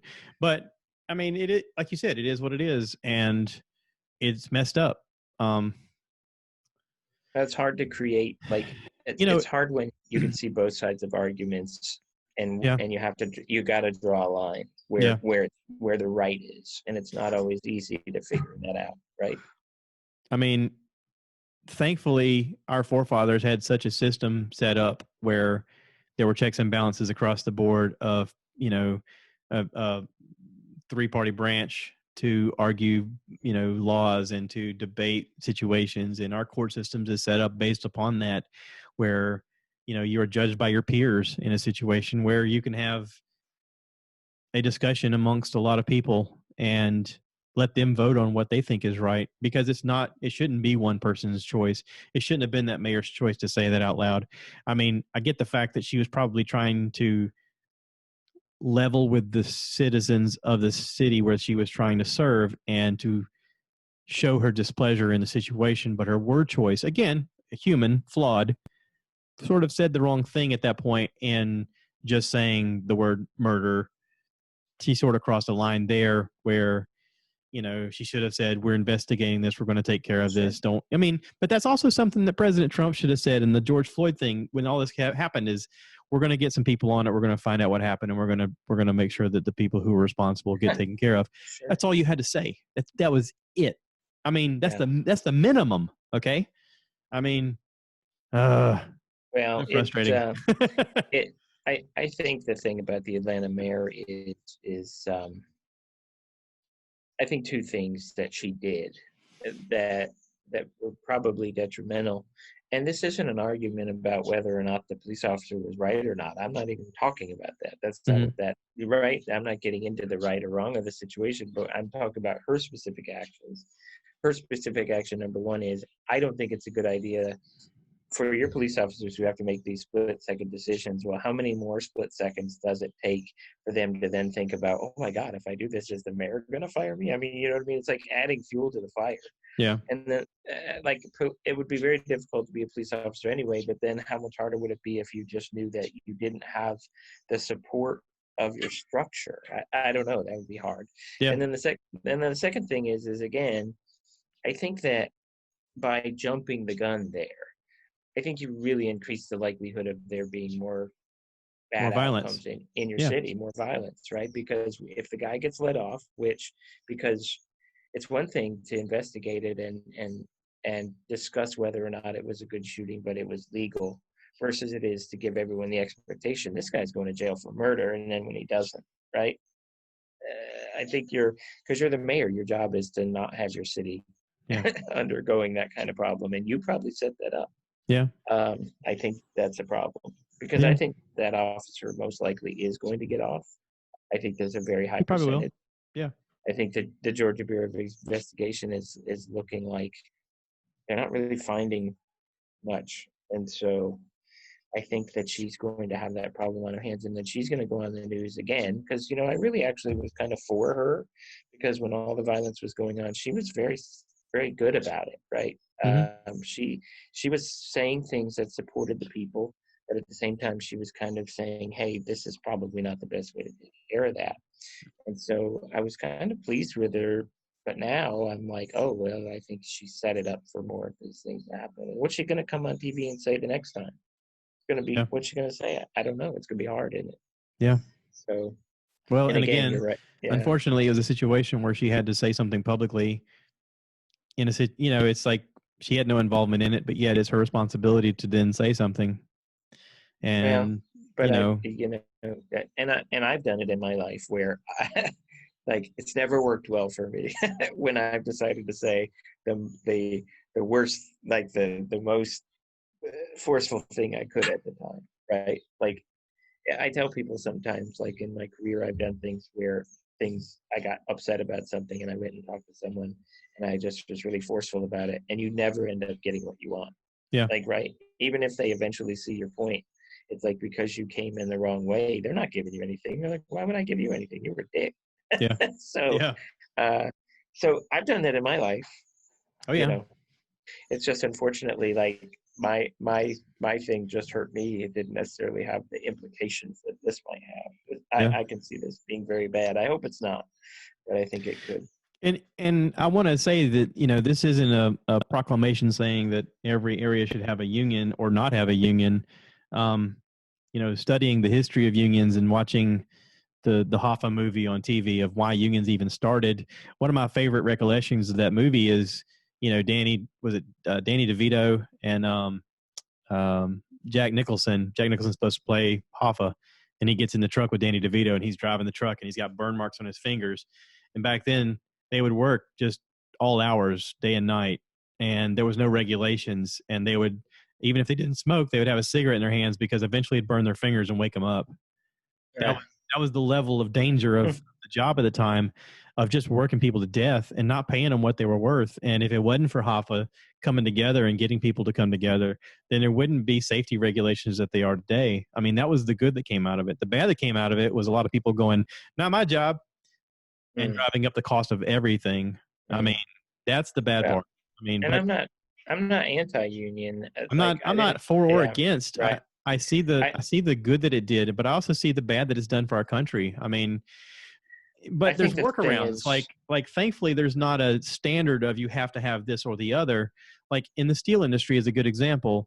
Up in Pittsburgh and Detroit, you have the steel industry that's all unions. Okay, but then you have a steel company like Nucor who moves to the South.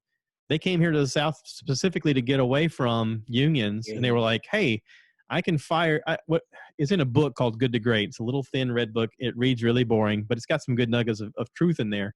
It's like we can go to the South where there's farmers. Farmers are used to working hard. They're used to working all day. We can hire 5 farmers to do the work of 10 Pittsburgh steel workers and pay them like 7. We're making more money. We're getting a lot of extra work out of these guys, and they're making more money than they ever made in their lives. And that has worked for them. Nucor Steel has thrived on that policy. Sure. And, it's because of the greed and the level it's just greed. The level of greed in the unions of saying, you need to pay me for this and you need to pay me for that. And we're not going to work unless you pay me more. Okay, well, and I think the point is that I'm not anti-union or saying unions are bad. What I'm saying is that if you have a union and it protects your salaries and it makes sure you get good benefits and all those kind of things, then all well and good and great, right? Yeah. But at the same time, should a union protect a person who does bad things and keeps them on the job? I wonder if the separation is in the life or death aspect of whether you take someone's life. Maybe that's the separation that needs to be there. I think it's collective. Like these things are all collectively bargained, right? When the union and when the contract comes up, the union and the city have to go and they have to collectively bargain. And I think that there have to be things in that contract that just basically says, like, there can't be nothing that is too much to be protected. There have to be things in there that say, "Hey, dude, you do this. I'm sorry, you're out." Right? And I know I kind of spoke badly of the union here, but I also want to say that there's a lot of good that came from it. There's a lot of safety regulation and a lot of health organization and a lot of consideration, even amongst areas that don't have unions, because the union is prevalent. There is the consideration whenever you're in business where you say, if we don't do this for our employees, we're just leaving ourselves wide open for them to form a union. So we have to comply, and we have to realize some of these things. But also laws have been passed now, since then, that sort of cater to that. Where we talked about earlier about ageism, you can't have ageism in a job anymore. That's a law now. I mean, that's discrimination. So I mean, there is a lot of good that's come from unions, and so again, I'm neither for or against. I see the need for it, and I see how it could be helpful, but also, like you were talking about earlier, this police officer in Minneapolis, if he was not in a union, an employer would have looked at him and went, "Yeah, this is not the job for you." I mean, yeah, that's right. He would have been. I don't think he ever would have got to George Floyd. And maybe there should be more responsibility on the unions to police themselves a little better and to look at their own people and say, we should do a better job. I mean, there is an element of bad that we got to get rid of, and he was the element. I mean, there's people in every job that probably shouldn't be there. I mean, I trained, I don't know, hundreds and hundreds and hundreds of new nurses, and it didn't happen very much, but eventually, occasionally, there was just somebody, and I was just like, it's just isn't for you, or at least not this aspect of it. Like, not what we're doing. There's other things you can go do. I would go do something else. This just isn't your thing, right? Yeah. And so unions are like going to be like 100% protect the employee at all times. And you're right. It's like there's got to be collectively bargained where, okay, fine, we agree you can protect your employees. However, if they do this really terrible thing, I'm sorry, they're just not someone we want representing our city, right? Yeah. Like, that's just not what we're after. Yeah. And so I think that you're going to see that. Like, I think that's going to happen. I don't think all the police are going to be defunded. But I do believe that there's going to be one of the changes that you're going to see is that you're going to see some of these unions. Well, change. And even the word defunded, I've heard in an argument on a podcast where they said that the term defunded can mean a lot of things. There's ways that they could do it, and sometimes that means they're going to defund their pension plans. It doesn't mean you're actually going to take the money out of the police force. It means you're going to stop paying into their pension. Why would you do that? Because they can get away with it. And then they still appease to the people saying, "Look, we defunded them." So you want police to like make this really little bit of money and then have no retirement? Yes, that's exactly what they're going to do. Good luck having police. Yeah, right. Yeah, I'd walk away from the job. Me too. If they came to me today and said, "Hey, we're going to keep paying your normal salary." Listen, if there's any policemen out there that are listening to this, we need people with CDLs and we need people who are nurses. There's jobs. There is jobs waiting for you right now. Hundreds of thousands of jobs. Be a nurse. Like, seriously, you want to never worry about a job again and make a good living? Have benefits? Be a nurse. I mean, it's Or get a CDL. Same thing. Yeah, I agree with you. I mean, but like, if you were at your job and they came and said, "Hey, guess what? We're just going to keep paying your normal salary, but all that retirement you had, we're done with that." Yeah. I mean, like, huh? Like, what? So I can work till I'm 91? Or if you're lucky, you get killed on the job, Yeah, right. No kidding. Yeah.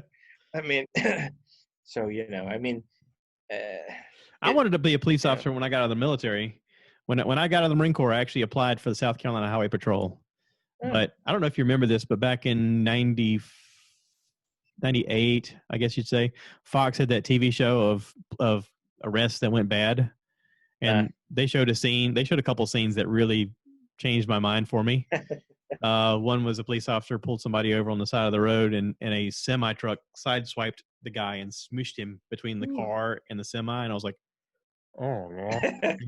And then there was another one of a female police officer who'd pulled over this guy who was like 6'5", and he was wanted for something. And she was maybe 5 foot.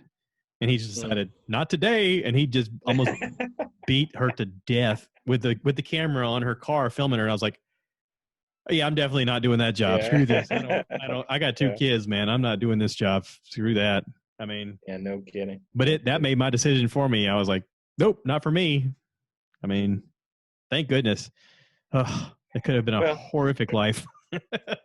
Well, hey, buddy, it's been a long time, and I'm probably going to have to cut it short. I'm enjoying myself. It's fun, and I've enjoyed the conversation. This isn't short. This is like 2 hours, man. I do 5 and 40, man. I do 40 minutes, I'm out. You know what I'm saying? I got time for 2 hours. You didn't say you wanted to do a quick conversation. I said we could do a quick one.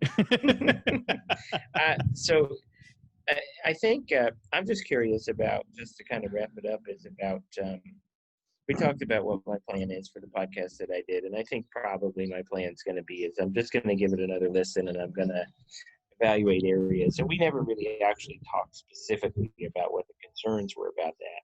I think, okay, so my professional opinion is I think that you let it go and you just move forward. You think so? I think that you learn you learn from it and you go, I'm going to phrase things a little differently next time, and you just move forward. Yeah. It's true.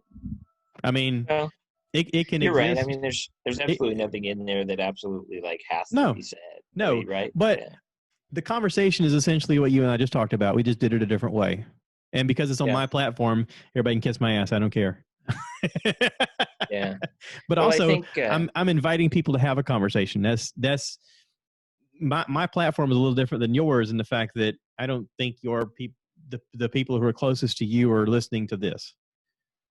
Well, I think that I think that there's a potential when I made the decision to pull that podcast down, and the reason I made it was because my employer put out a brand new social media policy that basically was super open ended. And what I took away from it was just that if you said something and someone had a problem with it and complained about it, that you could just be fired. I mean, that's Yeah. what I got from it. Yeah. And so I don't believe in that podcast I said anything that I or really anyone else who's talked to me about it has had any problem with, but it doesn't matter. It takes one person who wants to complain, and that's all it takes.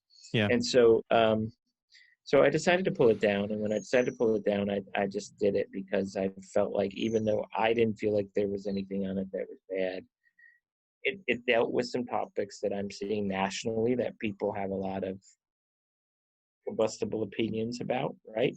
And that I felt that there was a very small potential that it could be an issue. And I felt that if there was an issue, that things wouldn't land on my side, if that makes any sense, right? Yeah. And you and I have just had a conversation that I have with every single person that I work with. I'm never not having a conversation with someone about everything in a very respectful point of view of let's have conversations, let's build community, let's talk to each other. And I keep promoting that all the time of, asking questions. What is your belief? What is your standpoint? What challenges are you facing? And so it's not as though I am outside of a system and saying, I'm going to declare this about what I think of this thing.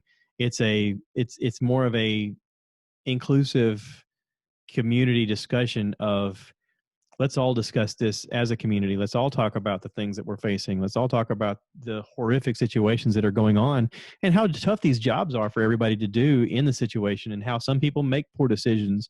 No different than you and I having this conversation today is a conversation I have on a daily basis. So to me, this podcast is just an extension of what I do on a regular basis with everybody. So if anybody, even my boss, were to listen to this, he'd go, yeah, I've heard this. That's right.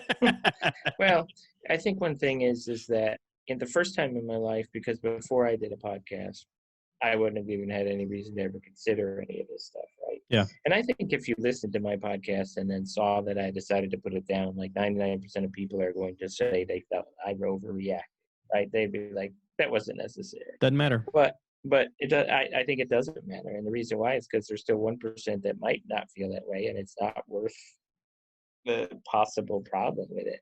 Yeah. But I will tell you that I do feel, I feel that it's the first time in my life where I've really felt or seen that I had an employer, or that I felt like that an employer would restrict my right to free speech. And I guess in some ways, though, it's always been that way. I mean, I haven't always been able to go out there and say all kinds of crazy stuff and it gets on the news and like you wouldn't get fired. You would, right? So maybe it's that I felt like that I just didn't, maybe I feel like that I know that there's some line that in my entire career I've never crossed. And when I did this podcast, I didn't feel like I crossed that line. As a matter of fact, I never would have done it if I felt like I crossed any lines. And then the new policy comes out, and you can tell the policy came out in response to everything that's going on right now. And you can tell it's purposely vague. Like there's no direction in it that defines anything. It's just like, okay, well, if someone complains and we decide it's this problem, and you're gone, right? It's just super vague. Yeah. And so it literally changed my mind overnight about that podcast as far as, okay, I don't feel that way and I didn't feel like I crossed that line, but with this policy, I got unsure, if that makes any sense, or I didn't feel as confident about it. And so I felt like the line moved, if that makes any sense. Yeah. And when the line moved, I felt it. Like I felt restricted. Yeah. I'm not sure if that's right or wrong, but I didn't feel like it was good. So listening to people like Joe Rogan, he's been asked a lot of questions from guests who've asked him about what do you feel your responsibility is with this or with that, and he's quick to say, I'm just an idiot who happens to have a podcast that people listen to. I have no idea why. I like interviewing smart, interesting people, and if something comes up, I'll just tell you my opinion. If it's wrong, I'll admit later, hey, I was wrong. He's like, but I'm just doing what I can, and I'm just a dude. I'm just a guy. He's like, I make poor decisions. I say the wrong thing sometimes, and people call me out on it all the time. He talks about how he verbalized that he was going to be supportive of Bernie Sanders, and he said, "You would not believe the negative stuff that I got from that." And he goes, "All I was doing is telling you my opinion." And he goes, "But this stupid podcast has grown so popular that now I could affect an election." He goes, "The fact that you're telling me that this." He goes, he calls himself a meathead. He goes, "This meathead could have an effect on the election?" He goes, "I'm nobody. I'm just a guy." He goes, "Don't listen to me." And you sort of have to always have that element of self-effacing reality of, why would anyone care what I think or say, no matter what? But it's also, like you said, because of the vague legality of the letter that they put out, it does kind of put you in an awkward position of going, yeah, I don't want to play anymore. Like, I don't. I thought I wanted to play in the sandbox, but you guys are telling me I can't play with toys in the sandbox, and I like toys. I mean, right, and it's Joe Rogan. Like I said to someone this week, like the only time you probably have free speech really anymore is if you're independently wealthy. I mean, Joe Rogan says people don't like it, and even if he lose a portion of his audience and a portion of his advertisers, he'd get more. I mean, he has millions of dollars, no big deal for him, right? He can say anything he wants. I'm not there. And so, unfortunately, I'm beholden to the overlords. but I mean, the thing is that I think it's bad we're in a country where you're supposed to have free speech, but you can't. And it's the reality that you can. And I'm a realistic person. I'm okay with it. But I had a guy that I work with who wanted to start a podcast where he just wanted to rant. He's a very large black guy with a large opinion about life and politics, and he's like, I told him, I said, you know what? I said, you're actually a very well thought out guy, and I think that your conversation is necessary. And I helped him start his own podcast. And the first episode was how much he hated Trump. Him and a buddy of his, they just talked about how much they hated Trump. And I thought it was interesting. I thought, okay, that was a good start. Where's the second episode? And he never came out with the second episode. And I was like, I helped you come up with an anonymous name. Like we made up a fake name for him. We purposely didn't have anything that had his name attached to it. And I was like, you can do this on your own. No one's going to know it's you. Just go by this alias. No one at work is ever going to be like, that guy, he's the guy. As long as you don't tell anybody, you can say whatever you want. It can be anonymous.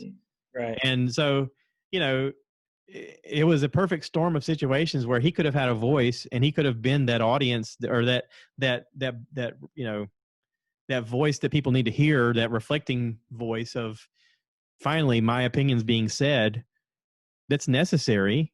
And, I was like, if you want me to be on the podcast, and you can rebound stuff off of me, and we can have a conversation like we always have, because we always have good conversations, And I was like, and then it would be a conversation. Then it allows the audience to grow. And I was like, but you just got to tell me what you want to do. I'll help you do it. And he was like, yeah, I'll get back to it. And he just never did. One episode. Well, I like your idea about just kind of like letting it die and move on. Yeah. I had about 14, 15 people or so that listen to my podcast. I usually have about 45, which is better than I ever expected, right? Think about when you were young and you were dating or trying to date a girl, and sometimes you go up to a girl and you say the wrong thing, and she'd be like, what? And you'd be like, never mind. You turn around and you go to the next girl. Hey, what's up? My name's Greg. You kind of have to do that. You go, that didn't work. Hey, what's up? How you doing? You just gotta pivot and move on. Yeah. Well, I like that idea. I think that's probably a good idea. And I had about 15. I put out this thing that basically just said, look, if you want to, because I had people sending me messages, I want to hear it. So I said, all right, you want to hear it? If you hear it, it's on you. Anything bad that comes from it, it's on you. If you agree to that, you can hear it. I sent it out to about 15 people. I haven't heard anything back except for Treadaway. He gave me a nice message about it. And I look forward to talking to him. He said he wanted to chat about it. So I look forward to talking to him about it. But otherwise, you're right. In a lot of ways, he is sort of the tangent of danger in a conversation, because I don't know what he's going to say. Because he does have an element of he'll cross a line because he's like, I don't care. This is how I feel. And I like that, but also I feel like I sort of have to not let him hurt himself. Like, I feel like I have to be a buffer of saying, let's curve this conversation more to a conversation and not just you being upset. Like, because he does have a job now that is very important and is moving up and getting more responsibility. And I don't want the same kind of consideration happening to him over something that he says that's just, full of emotion. So it is sort of a thing where I feel like I have to go, oh, let's rein this away. My buddy Ron White that came over, the tattoo artist, he's another one that he can sort of be his worst enemy just by saying the wrong thing. And it may be something that he's feeling at the moment, but then he thinks about it, and a little while later he goes, maybe that wasn't the right way to handle it. But you sort of have to measure that. You have to think about that as you're going through it. And some people don't. And, well, that's a good I don't point, think, like, I listened to your podcast. Yeah. I don't think there was anything you said that was out of line. But at the same time, if you have a question about it, you just go, I'd rather not. I mean, my brother and I did a podcast where he made a joke at the end that he's a teacher and a gym coach. And he was like, we got done with it. It was really funny. But he goes, I need you to take that down. And I was like, what? He goes, I think I can get in trouble if that comes out. And I was like, okay, no problem. I mean, I wasn't excited about it. I thought it was going to be really funny to have it out there because it was hilarious. But I had to just lose the episode. I was like, okay, it's no longer there. Pivot, move forward. Now, I say pivot and move forward with the idea of Thomas Edison said, I didn't learn how to make a light bulb. I learned a million ways not to make a light bulb. If your goal is, if you know what your goal is and you're aiming towards your goal, you go, well, that didn't work. What if we try this? That didn't work. What if we try this? Just keep that mentality. Who gives a crap? Yeah. Well, that's a good point about throw it away too. And maybe when I have a conversation with him too, I'll talk to him about that from the standpoint of, I mean, maybe the fact that because of my job, I chose not to put out that podcast. Maybe that's a good example for him to think in his new job, I just can't do and say anything I want. I think he's way more mindful of that now. I mean, I've seen his development, his growth lately, and he's definitely learning a lot. I mean, I'm impressed with the amount of stuff that he's making himself learn to have better conversations. And I guess he's wanting to sort of be on a different level with people, and he is. I mean, I don't think that I have to do that as much now as I used to. But I mean, we're all becoming more mature, and as you become more mature, you do realize your own mortality and your own place in life, and you go, okay, maybe my opinion is not the most popular opinion. Maybe my opinion is flawed. And sometimes you have to take that humble stance and just go, this is what I think. I mean, I could be wrong, but this is what I think. And just be open to listen to someone else's point of view, because maybe they've got a better point of view. Well, 10 years ago, man, I agree with you on that. 10 years ago, I'd have let that podcast just roll and wouldn't have given crap. Oh, yeah. Yeah, right? Yeah. There's no way 10 years ago. But you know what? 10 years ago, we were in a climate where I would have even had to think about it. So times change, and so you got to change with them, right? I was going to say 30 years ago, we would have been an episode of Jackass. Probably. Yeah, no doubt. One of us would be on fire, and the other would be filming it. I'd be like, I'm not sure it's a great idea to stick that firework there, but whatever. Yeah, right. I mean, I did see a post on Facebook. It was pretty funny. It had a firework, and it said, "Someone somewhere tonight will be their last night with 10 fingers." I love that. I was like, we went over to a friend's house and they set off fireworks.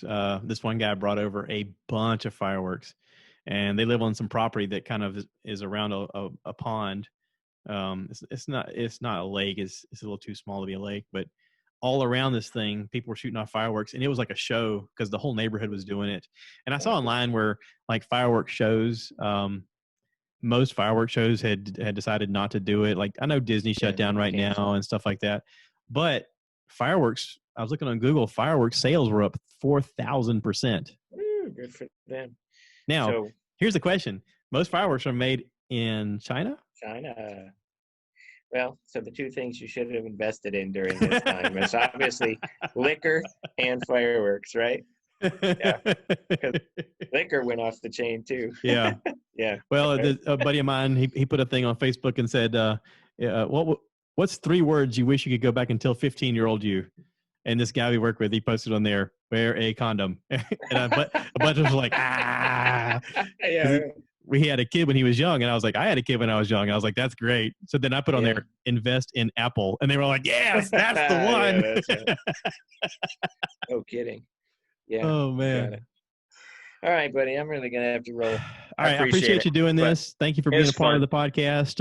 Everybody else out there who's listening, if you've stayed on this long, thank you so much. Appreciate it.